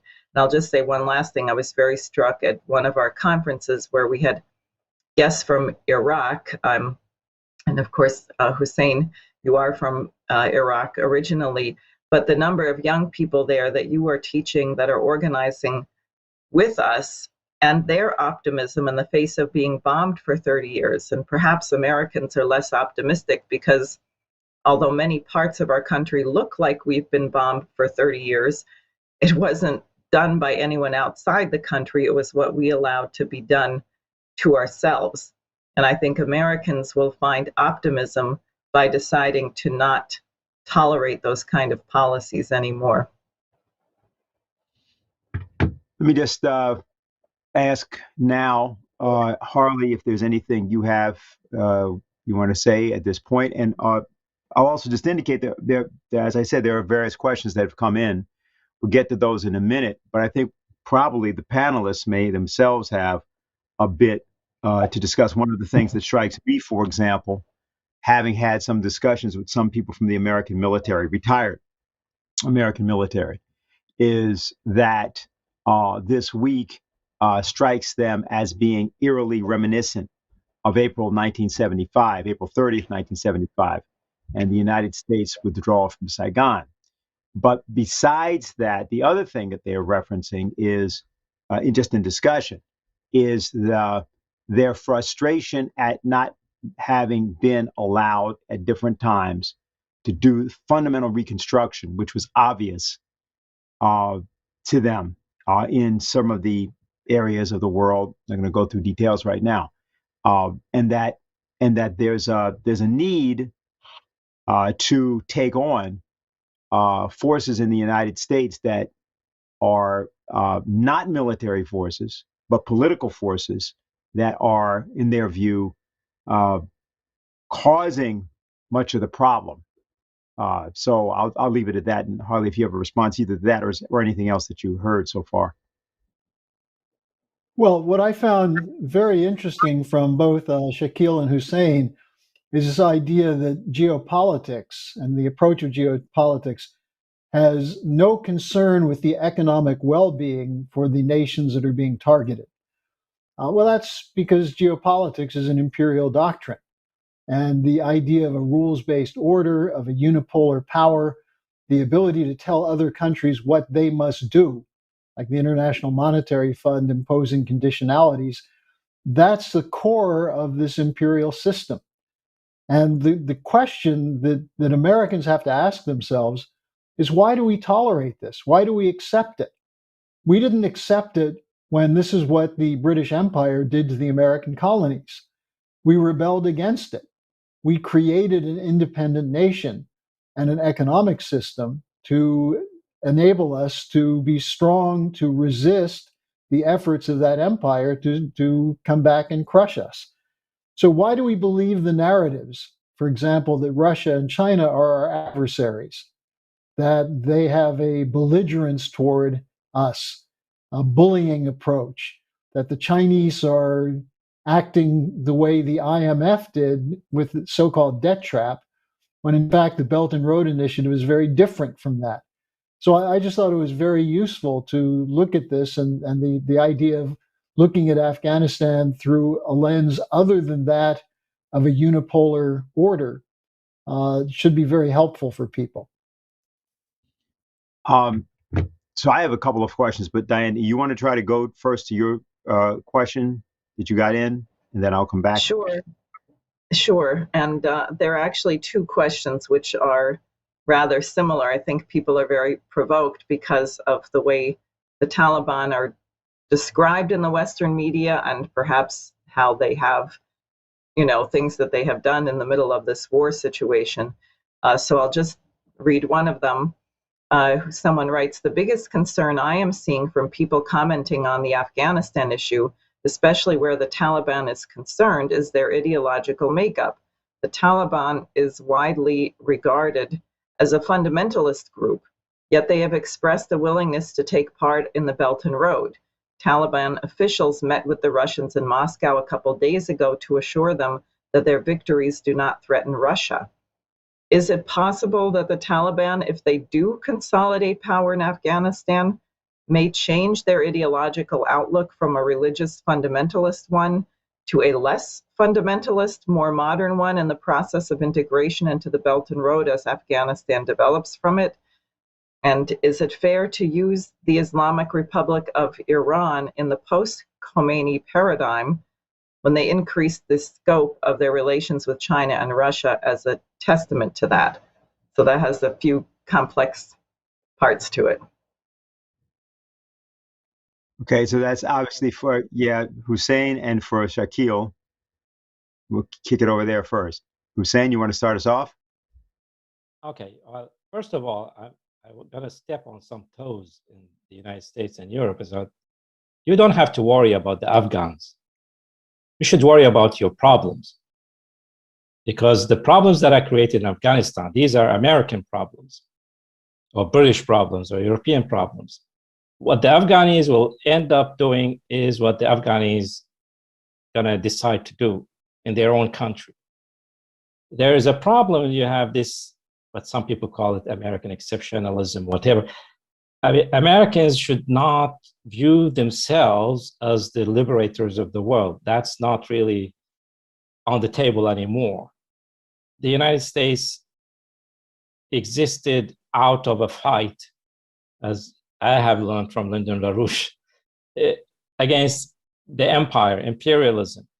But they intended to help the rest of the world by being an example for other nations, not by going to other nations and teaching them how to do things and how to become a copy of the United States. The Americans, they offered their help, like, as we know, they offered the Japanese when the Japanese were doing their reforms, economic reforms, which made Japanese a major power at the end of the 19th century. Americans went there and helped Japan reform its economic system. The United States helped, of course, get rid of Nazism and fascism through the efforts of Franklin Roosevelt. But there are things that you cannot impose on other nations. And the news is that the world has changed. We are not in the 19th century. We are not in the 20th century. We are in the 21st century.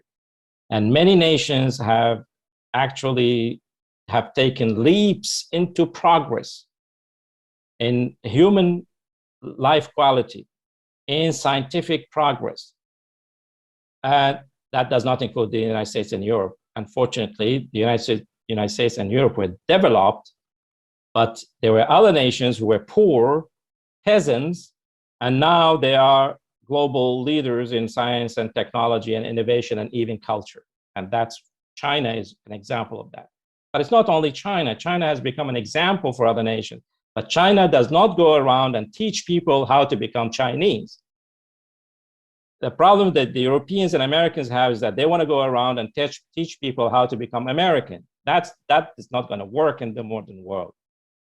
The other illusion, the other toe I want to step on, is that the United States was never conceived as a democracy. It was a republic. And it's an irony that as an Iraqi who fled from Iraq's wars, American wars, I have to now remind American people of the 10th Federalist Paper.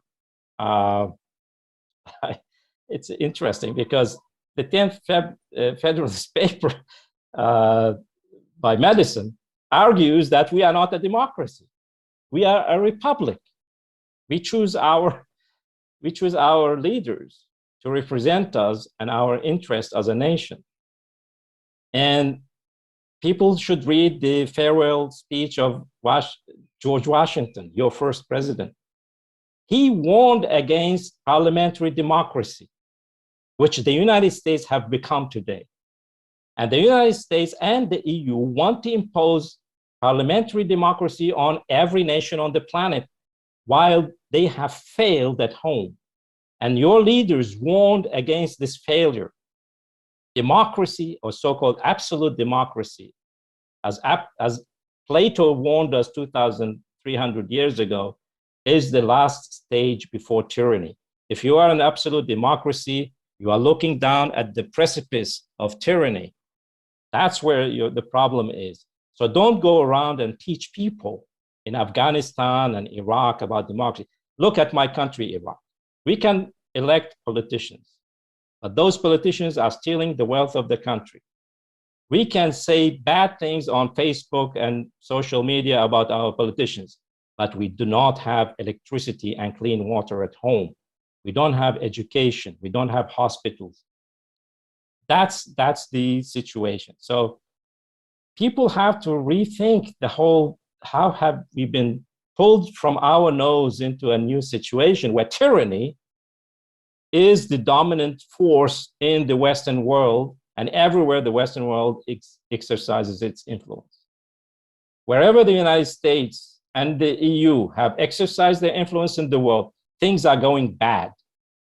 Everywhere where China and Russia, that so-called autocratic systems, have their influence, it's going forward. You ask yourself why that is the case. I think it's relevant for people to know. We talked about this last week. John Quincy Adams' speech from July 4th of 1821, exactly 200 years ago, which has the famous passage that a lot of people have heard before, in which he says, "America goes not abroad in search of monsters to destroy." That's a well-known passage. But he said a few other things, which I want to reference. She well knows, that is, America well knows, that by once enlisting under other banners than her own, were they even the banners of foreign independence, or was even if you were trying to say, was supposed to go and free some other country, America would involve herself beyond the power of extrication, and not beyond the power to get out, in which in all the wars of interest and intrigue, of individual avarice, envy, and ambition, which assume the colors and usurp the standard of freedom. And then he later concludes, she might become a dictatress of the world, or a dictator of the world, we would say. She would be no longer the ruler of her own spirit. And I think what should happen, I hope everyone will do this, we go back and look at the beginning of this program. We've played, for people who would have gotten on later, an excerpt from Lyndon LaRouche speaking about the duty of the citizen of the republic, and saying some things that, as I said at the beginning, we are not certain that many people in the United States necessarily agree with, because it's not entirely clear who in the United States actually agrees with the Declaration of Independence and the Constitution. And the reason for that is that the individual citizen has to step up and take a position. That's always, of course, what Lyndon LaRouche had this movement do. That's what the LaRouche organization is for. That's the purpose of independent candidacies like Diane Sare's. So I just wanted to, don't normally do that, but I thought I should say something about what I thought in response. I just want to add one thing. I just want to add one thing so people don't misunderstand me, especially in the United States, that the reason I brought in the study by the US Geological Survey is that American scientists, engineers, entrepreneurs, and farmers, and all the hardworking people, what is wonderful about them, when they put their mind to something, they achieve it. That was the mission. You know, that's what Franklin Roosevelt said. The only thing we have to fear is fear itself. We're going to fight this thing. We will rebuild our economy. John F. Kennedy said, we're going to go to the moon. We know it's difficult, but we will learn things along the way. We know we can do that.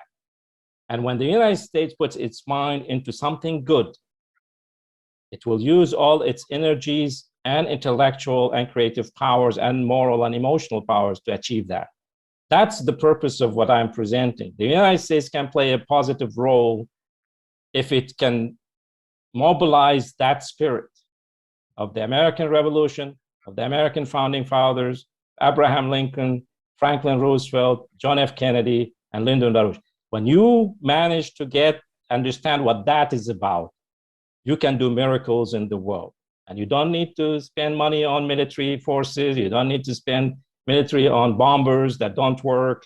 You know, you can achieve that with other means, science and technology and creativity. I want to make sure I give Shakil a chance if he had anything that he wanted to say, because he's the only one I think that hasn't spoken since he gave his presentation. Thank you. I think the fundamental thing I want to talk, the question which has been put forward, it reminds me one of my point of presentation. So I don't know why people are afraid to talk, to try to understand Afghanistan with the lens of Afghanistan. What they're talking about we fear. Why you fear? You mean Afghan people don't have the right to negotiate with other countries? They can negotiate. They can negotiate with Iran. They can negotiate with Shia. They can negotiate with India.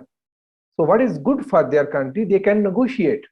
And they have all the right. One thing and second thing. So till today, I'm 43 years old. Till today, I cannot understand why we say the fundamental Islam. Islam is only one. So they have the teaching. So the people try to interpret themselves. They want to tag something with something.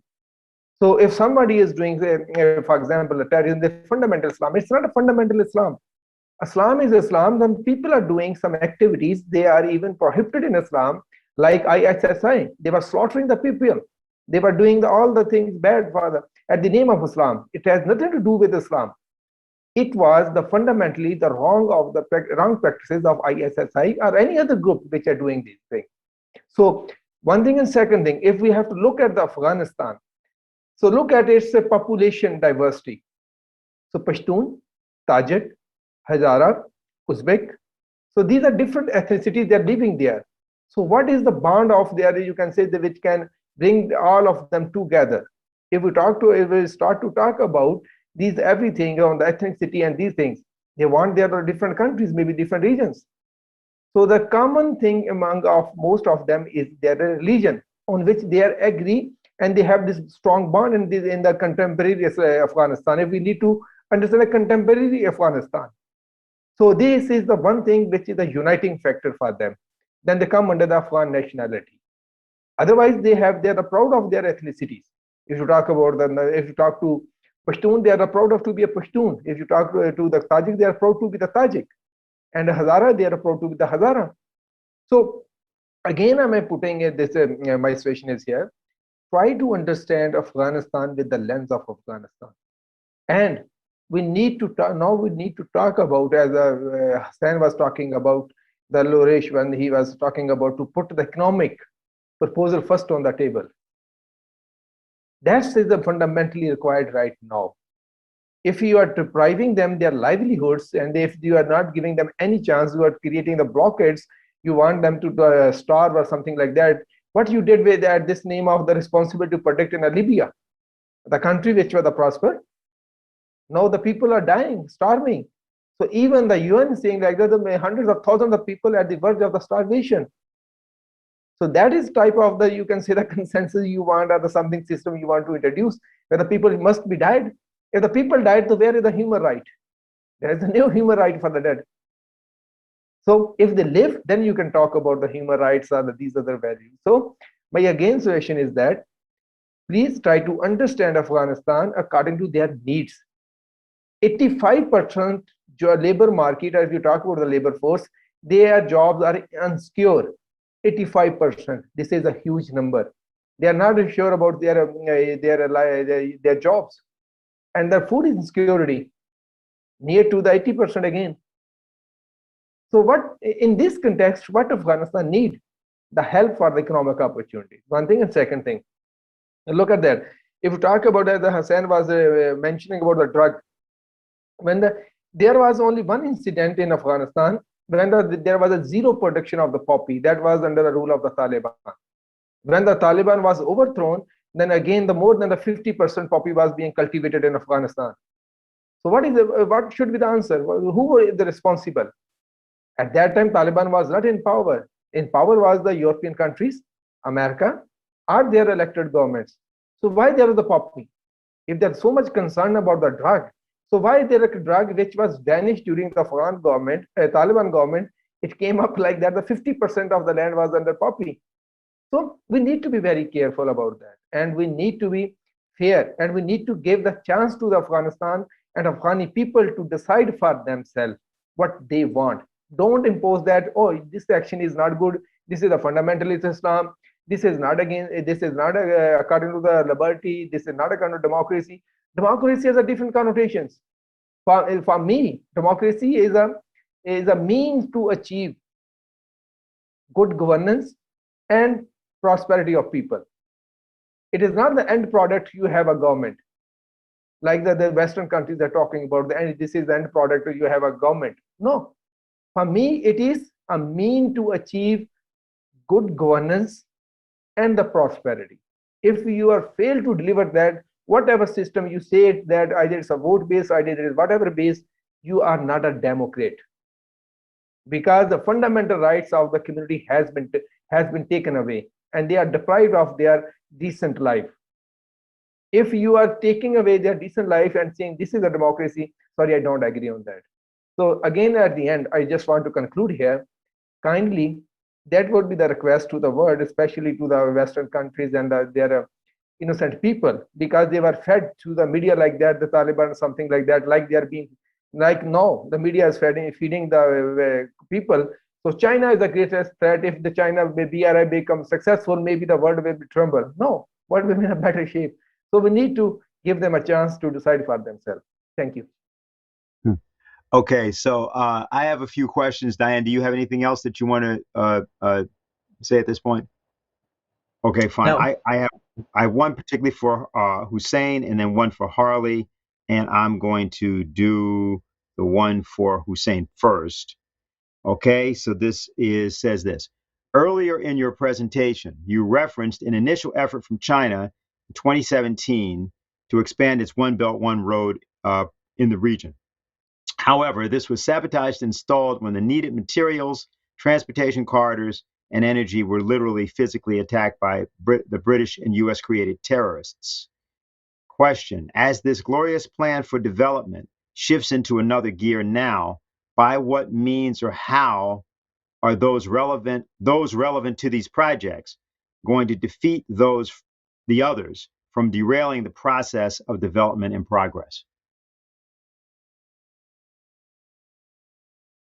Okay, the project I mentioned with China, two Chinese companies got is the Mes Aynak copper field, which is, as I said, one of the largest copper fields in Europe. That was in 2017. It was not, of course, this is in China, everything you do in other parts of the world after 2013, it's said part of the Belt and Road Initiative. Afghanistan became a member in the Belt and Road Initiative in 2016 because they realized that this is something which is going to grow and it has benefits. And therefore, they signed the Belt and Road Memorandum with China in 2016, and then Chinese companies were encouraged to invest in Afghanistan. And they looked at the feasibility of these projects and they decided to go there. When a country signs a Belt and Road Initiative with China, the Chinese government will encourage their companies that even though there are difficulties there, the government will help them. They will get credit, they will get support, and so on and so forth. So that was the project. It was about mining, but it was integrated into, because the Chinese companies, they don't just take copper and then they leave the place. They want to build infrastructure. They wanted to bring coal from other parts of the country, which required to build a railway to the coal mines, where they wanted to build a power plant, because you bring coal from the mountains, from rocks, you have to smash them, you have to wash them, and then you have to melt them, and you need power and water to do that. And the Chinese companies said, we cannot use the copper unless we have water and power and transport. That's the Belt and Road Initiative. You don't just go and loot a country's natural resources. You build something which will benefit society there. Power, water, transport. That was integrated into this copper mine field, but it was attacked, as I said, by terrorist groups. But then somebody came up with the idea that this is against world heritage. There's these old artifacts. We have to protect them. And then the Chinese companies, they realized that their first evaluation was not compatible with the results. Chinese companies, when they do this kind of work in other countries, not as people think, that the Chinese Communist Party will give the money, even if it's a failed project, they will push it. No, Chinese companies are required to make profit at the same time as they build these things. And therefore, the company said, we cannot make profit based on the conditions we have to invest even more, and that will be in the benefit of everyone, and therefore they had to renegotiate the agreement. But there was pressure on Afghanistan the whole time not to engage with China and Chinese companies to do things.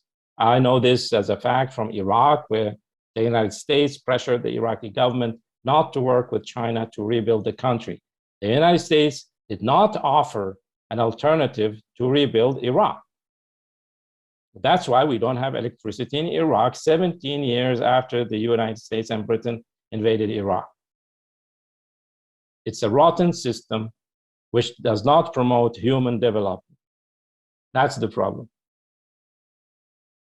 Okay, I want to speak to something, make sure we put something in before we go to your question, Harley, or at least let me indicate it, and then we can all kind of discuss it as we go along, which is that in the last panel of the Schiller Institute conference, that occurred 3 weeks ago.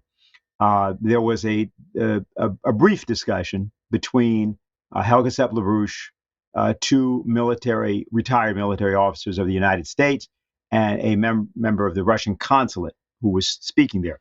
And the conversation turned to what could be done in the context of the COVID pandemic worldwide to create a basis of collaboration between the United States and other countries, but particularly in this case, Russia. And what was focused on was the possibilities, the need for certain kinds of, for example, water, clean water, which is clearly and should be clearly a human right. And what began to happen was that there was a discussion that essentially turned on or converged upon this notion of using this present crisis, the global crisis, to create a World Health Platform. Now, that had been the theme of the whole conference. And it was talked about as a kind of coincidence of opposites, bringing people together that obviously had differences in the past to work in this immediate circumstance for that end. That obviously that's of advantage to everybody because nobody knows how COVID will mutate. Nobody knows how it will combine with other diseases, and nobody knows whether or not a correlate or a disease completely unique may, in fact, emerge in the present context. So, with that as the background, and that is simply something that I think we need to address as we get to our conclusion, because we're sort of moving in that direction at this point. I'm going to now pose this question, Harley, to you, because it was posed to you. And it's one of our organizers. This is Jose, who says this. I believe that many Americans have forgotten what America even means. I qualify this because you have a growing number of young people who say that they don't like what America seems to stand for today and believe that it is imperialist. Well, while I would agree with them in part, I will often retort by saying, well, that's not America. So I have two questions. Where has America gone? And how can we, like James Fenimore Cooper, the author of James Fenimore Cooper, remind people of the true ideals of America? So that's posed to you, Harley. Well, let me start with a point that I think is important. Many people in the West feel threatened by the discussion we've had, especially from Shakil and Hussein, because they're uncomfortable with the idea that we're not doing what's right. You know, the Americans have this view that we are the great purveyors of democracy, which it is our tradition, but we've strayed terribly from it, to the point that, to get to Jose's question, many young people have no real understanding of what have been the great moments where the United States actually played a good role in the world. Now, you look at what we're doing today, the hypocrisy is so blatant. You know, take this question of democracy that Shakil raised. The G7 talked about the alliance of democratic states, an alliance which refuses to recognize elections in countries that go against what the West thinks is in the interest of the rules-based order, even if that's the democratic view of the people who voted. An example being Syria. You know, the Syrian government is trying to rebuild its country. And the sanctions imposed by the United States, the Caesar sanctions, say that no country or company can go in and help reconstruct Syria. Now, where's the democracy in that? Where's the goodness in that? You know, it's the kind of hypocrisy that we saw in the Vietnam War, where the military said we had to destroy a city to save it. Now, this brings me to what I think is the real issue that we have to get back to, which is that the American Revolution came out of a context which included the Peace of Westphalia, which put an end to the 30 Years' War and had as one of its principal points the recognition of the sovereignty of other nations, the territorial and the non-intervention in affairs of other nations, with the overriding view being that we must act for the benefit of the other. which is the real view of the great religions of the world. You don't impose your beliefs on others. If you disagree with what someone believes, you argue, you debate, you have a dialogue. But you don't go in with military and overturn that country and say, here's the correct view that you have to take.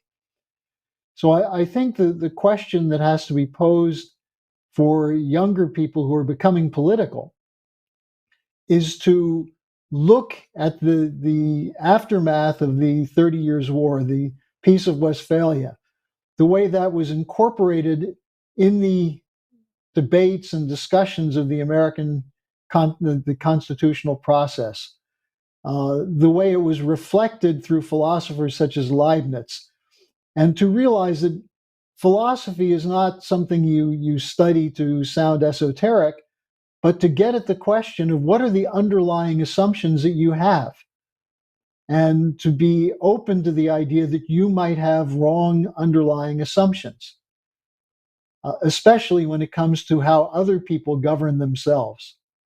So I think there's a certain amount of humility that's required that has not been the characteristic of the United States in the recent period, whether it's George W. Bush or Obama or Donald Trump, and certainly not Joe Biden, to take into consideration what is in the benefit of the other and to act on that. That's what it means to be a human being, and to use your creative powers to determine both what is needed for the future and how to get there. And not to write off countries that you think don't share your view. Maybe your view is what needs to be corrected. So that's how I would answer that. All right, very good. So I think what we should do at this point is sort of go to final remarks or move our show to the conclusion. And I'm going to ask that if Shaquille might have something that he either hasn't been able to say already or wants to say in response to what he's heard, there'd be this good opportunity for you to do so if you're there and we can see you again. Yeah, it's a very hard to be weak at this point of time because it's 1 a.m. or I think it's supposed to 1 a.m.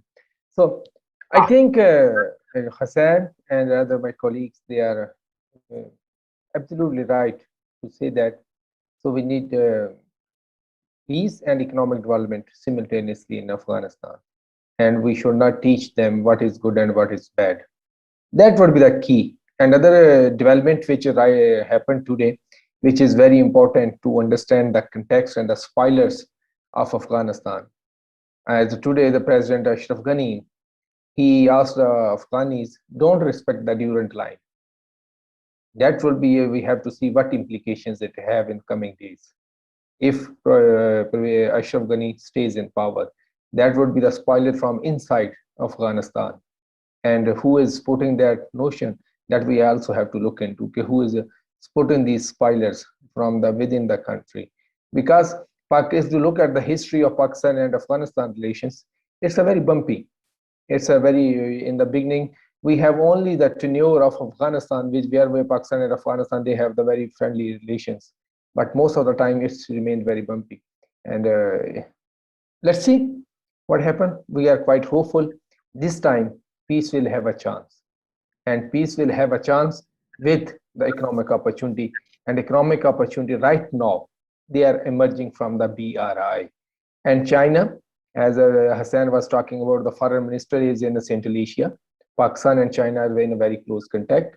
China also have one designated person from their foreign office who is the representative for Afghanistan. He visited Afghanistan many times. He was ambassador in Afghanistan.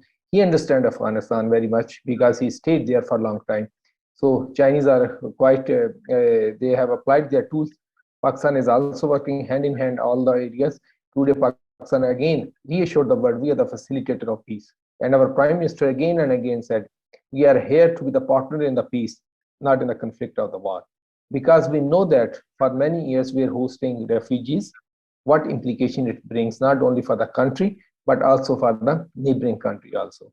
And we have to give a peace a chance with economic opportunity. And I believe China will try to come forward with economic opportunities, not presenting the Chinese model of the governance and economy. Thank you so much. Thank you. And thank you for being with us at 1 a.m. in the morning over there. All right. Hussein, do you have anything? I'm sure you do to say to us at this point. No, I just want to go back to what I said in the beginning, is that this crisis in Afghanistan gives us an opportunity both to review what went wrong, why we spent $2.2 trillion on a futile war. We didn't build anything in Afghanistan. You know, people say China have invested $1 trillion in the Belt and Road. With the money spent by the United States and the NATO in Afghanistan, we could build 2.2 Belt and Roads in the world. We could build railways, power plants, roads, housing, hospitals, water systems, parks, kindergartens, all over the planet with that money.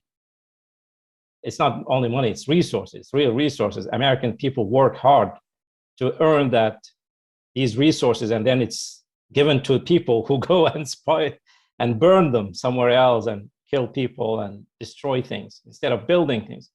I think there are lots of lessons to learn from Afghanistan. We shouldn't be gleeful that the United States and NATO failed, but we should remind people that they should look back at what was said at the beginning of this war.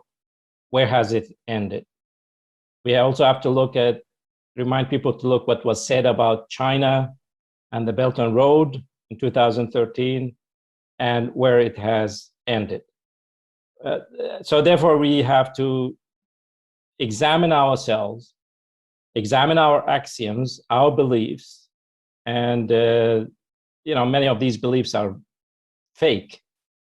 But we also have to figure out a roadmap to the future. I think that's what's the most fascinating thing I've learned from Lyndon LaRouche and Helga and all of you guys since I joined as a young man, is if you have the future in your mind, you are always able to look through all the current problems. You don't look at the mud under your feet, you look at the stars above your head.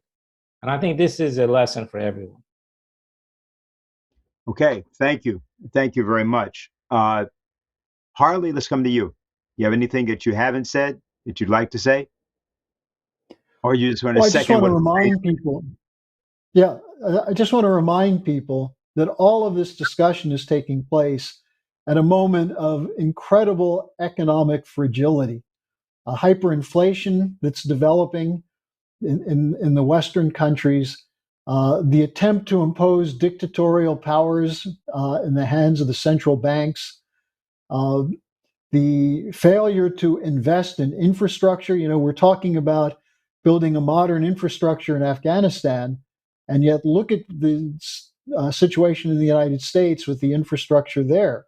Look at what's happening with power, the power outages that are occurring throughout the United States. And this all goes back to what Lyndon LaRouche did with his intervention in 1971 and the 50-year anniversary coming up of the events that created this crisis, the break with the Bretton Woods system. So as we're talking about the opportunity and the potential for a country like Afghanistan that's been put through hell repeatedly in the last 150 years, we have to look as well to the same principles that we should be applying in the Western countries. And that means no geopolitics and no neoliberal economics, which are hand in hand as part of an imperial policy. So I would just like to throw that out. I know we're going to be taking up this August 15th, 1971 question soon. But in the meantime, people should take a look at the writings of LaRouche on economics, and particularly his work on the 4 laws, which point the road to the better future that Shakil and Hussein were talking about. All right, very good. Diane?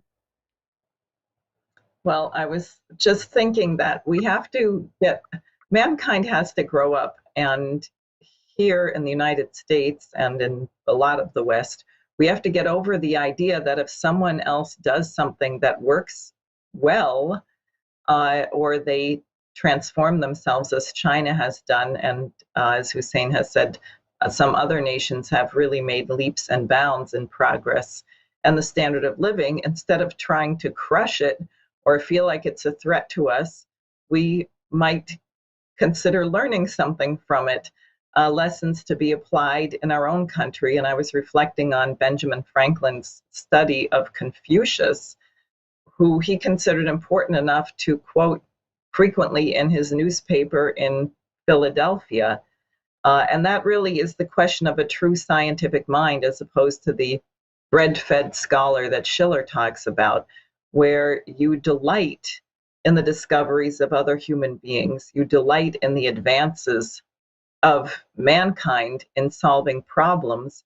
And I think, given that our planet is quite small relative to the rest of the universe and galaxy, we would do much better to conduct ourselves in that way, with these kind of relations among ourselves, so that we actually advance the cause of mankind and our ability to improve the universe. Okay. Well, I want to thank Shakil Rameh, Hussein Askary, Harley, Schlanger, and Diane Sare for being with us today. And I think this program should be used by people in all sorts of ways. I think you probably can. We'll certainly make sure to make it available. We'll also make it clear to everyone that the upcoming Schiller Institute conferences, and even in the next days, we will continue to have reports on this evolving circumstance concerning Afghanistan. I want to say a few words in conclusion as we come to the end of our broadcast. This is the 20th anniversary of 9/11, September 11th, 2001, the ostensible beginning point for the war that was conducted in Afghanistan. We know that General Wesley Clark, in an interview that he gave with Amy Goodman, contended that sometime approximate to September 18th or thereabouts, he had a conversation with the general at the Pentagon who informed him that the actual plan was for the United States to conduct 7 wars in 5 years, including Syria, Sudan, Libya, and several other places. And that when he asked the question, well, have we found some connection to Saddam Hussein in these other, to the Al-Qaeda with Iraq, with Saddam Hussein? And he was told no. And when he asked the general that he was speaking with, why are we doing this? And the individual said, I don't know. You can find similar testimony in the Afghanistan papers from people like Donald Rumsfeld and others. They didn't know. That's a problem because the truth is that these things are knowable. Back 50 years ago, prior to August 15th, it was referenced before, some of us, myself included, I was 19 years old, confronted Lyndon LaRouche, who was doing debates at various college campuses. And he was contending that the then extant Bretton Woods system was about to crumble. And that what had to be recognized is that a form of destruction of the world in the aftermath of the taking of the dollar off the gold standard, or certain things like that would occur. And if you went to those debates, people said this was preposterous. There was no way that that could possibly happen because the Bretton Woods system contained built-in stabilizers that made it impossible for anything like what Lyndon LaRouche said to occur. But in fact, on August 15th of 1971, exactly what he had forecast would occur did occur. The problem for the angry young men of that time, including myself, was not, LaRouche forecast this. It was what he had to say about the fact that now you and I have to do something about this. He had an emergency reconstruction program that he had actually worked on a year earlier before that event even happened. In 1989, when he was in jail, put there by the George Bush 41 administration, when the Berlin Wall came down in 1989, November 9th, By about the next second day, maybe the third day after that, Lyndon LaRouche had, from his jail cell, drafted what became later called the Eurasian Land Bridge Proposal. First, in that point, it was called the Strategic Triangle. It was a European-based proposal extending into the East. But the combination of dialogue and principles that he enunciated on that occasion allowed us to be at the ground floor, if you will, at the creation of what became known to the world later as the New Silk Road. The methods that we are proposing, then the method of the coincidence of opposites that we've talked about, the method of being able to look at one's own axioms and to have the courage to change one's axioms, does not come without a risk. When Yitzhak Rabin changed his axioms and changed his relationship to Yasser Arafat, he was assassinated in November of 1995. When John F. Kennedy sought to change the axioms of the relationship between the Soviet Union and the United States, in his speech at American University in June of 1963, he was assassinated months later. It's not that this doesn't come without cost. When Lyndon LaRouche proposed, as you saw at the beginning of today's program, that people had to think about their historical responsibility for the year 1986, then what happened was that members of his organization won primaries in Illinois, completely shocked the Democratic Party in ways from which it still has not recovered.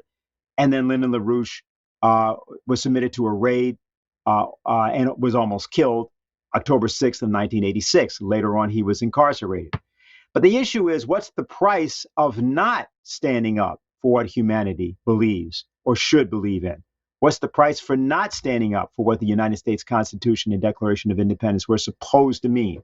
What's the price of rejecting the actual revolution which was made by the United States, which was to use the power of government for public and internal improvements, like the Erie Canal and like the things that people generally call infrastructure? What's the price of our not today organizing ourselves as a world for one world health platform that prevents diseases and pandemics for which we have no actual cure from destroying a third or a half or more of the world population? The only thing that stops us is the lack of the courage to change our axioms. But that is not forgivable. Fear is forgivable, but cowardice is not. And Americans should understand that despite the fact it may appear that they lack the qualified leaders that they would wish to lead them in a time like this. There is no Franklin Roosevelt, there is no Abraham Lincoln or John Quincy Adams. The truth of the matter is that the reason the revolution was made was precisely so no one in America could ever again have that excuse.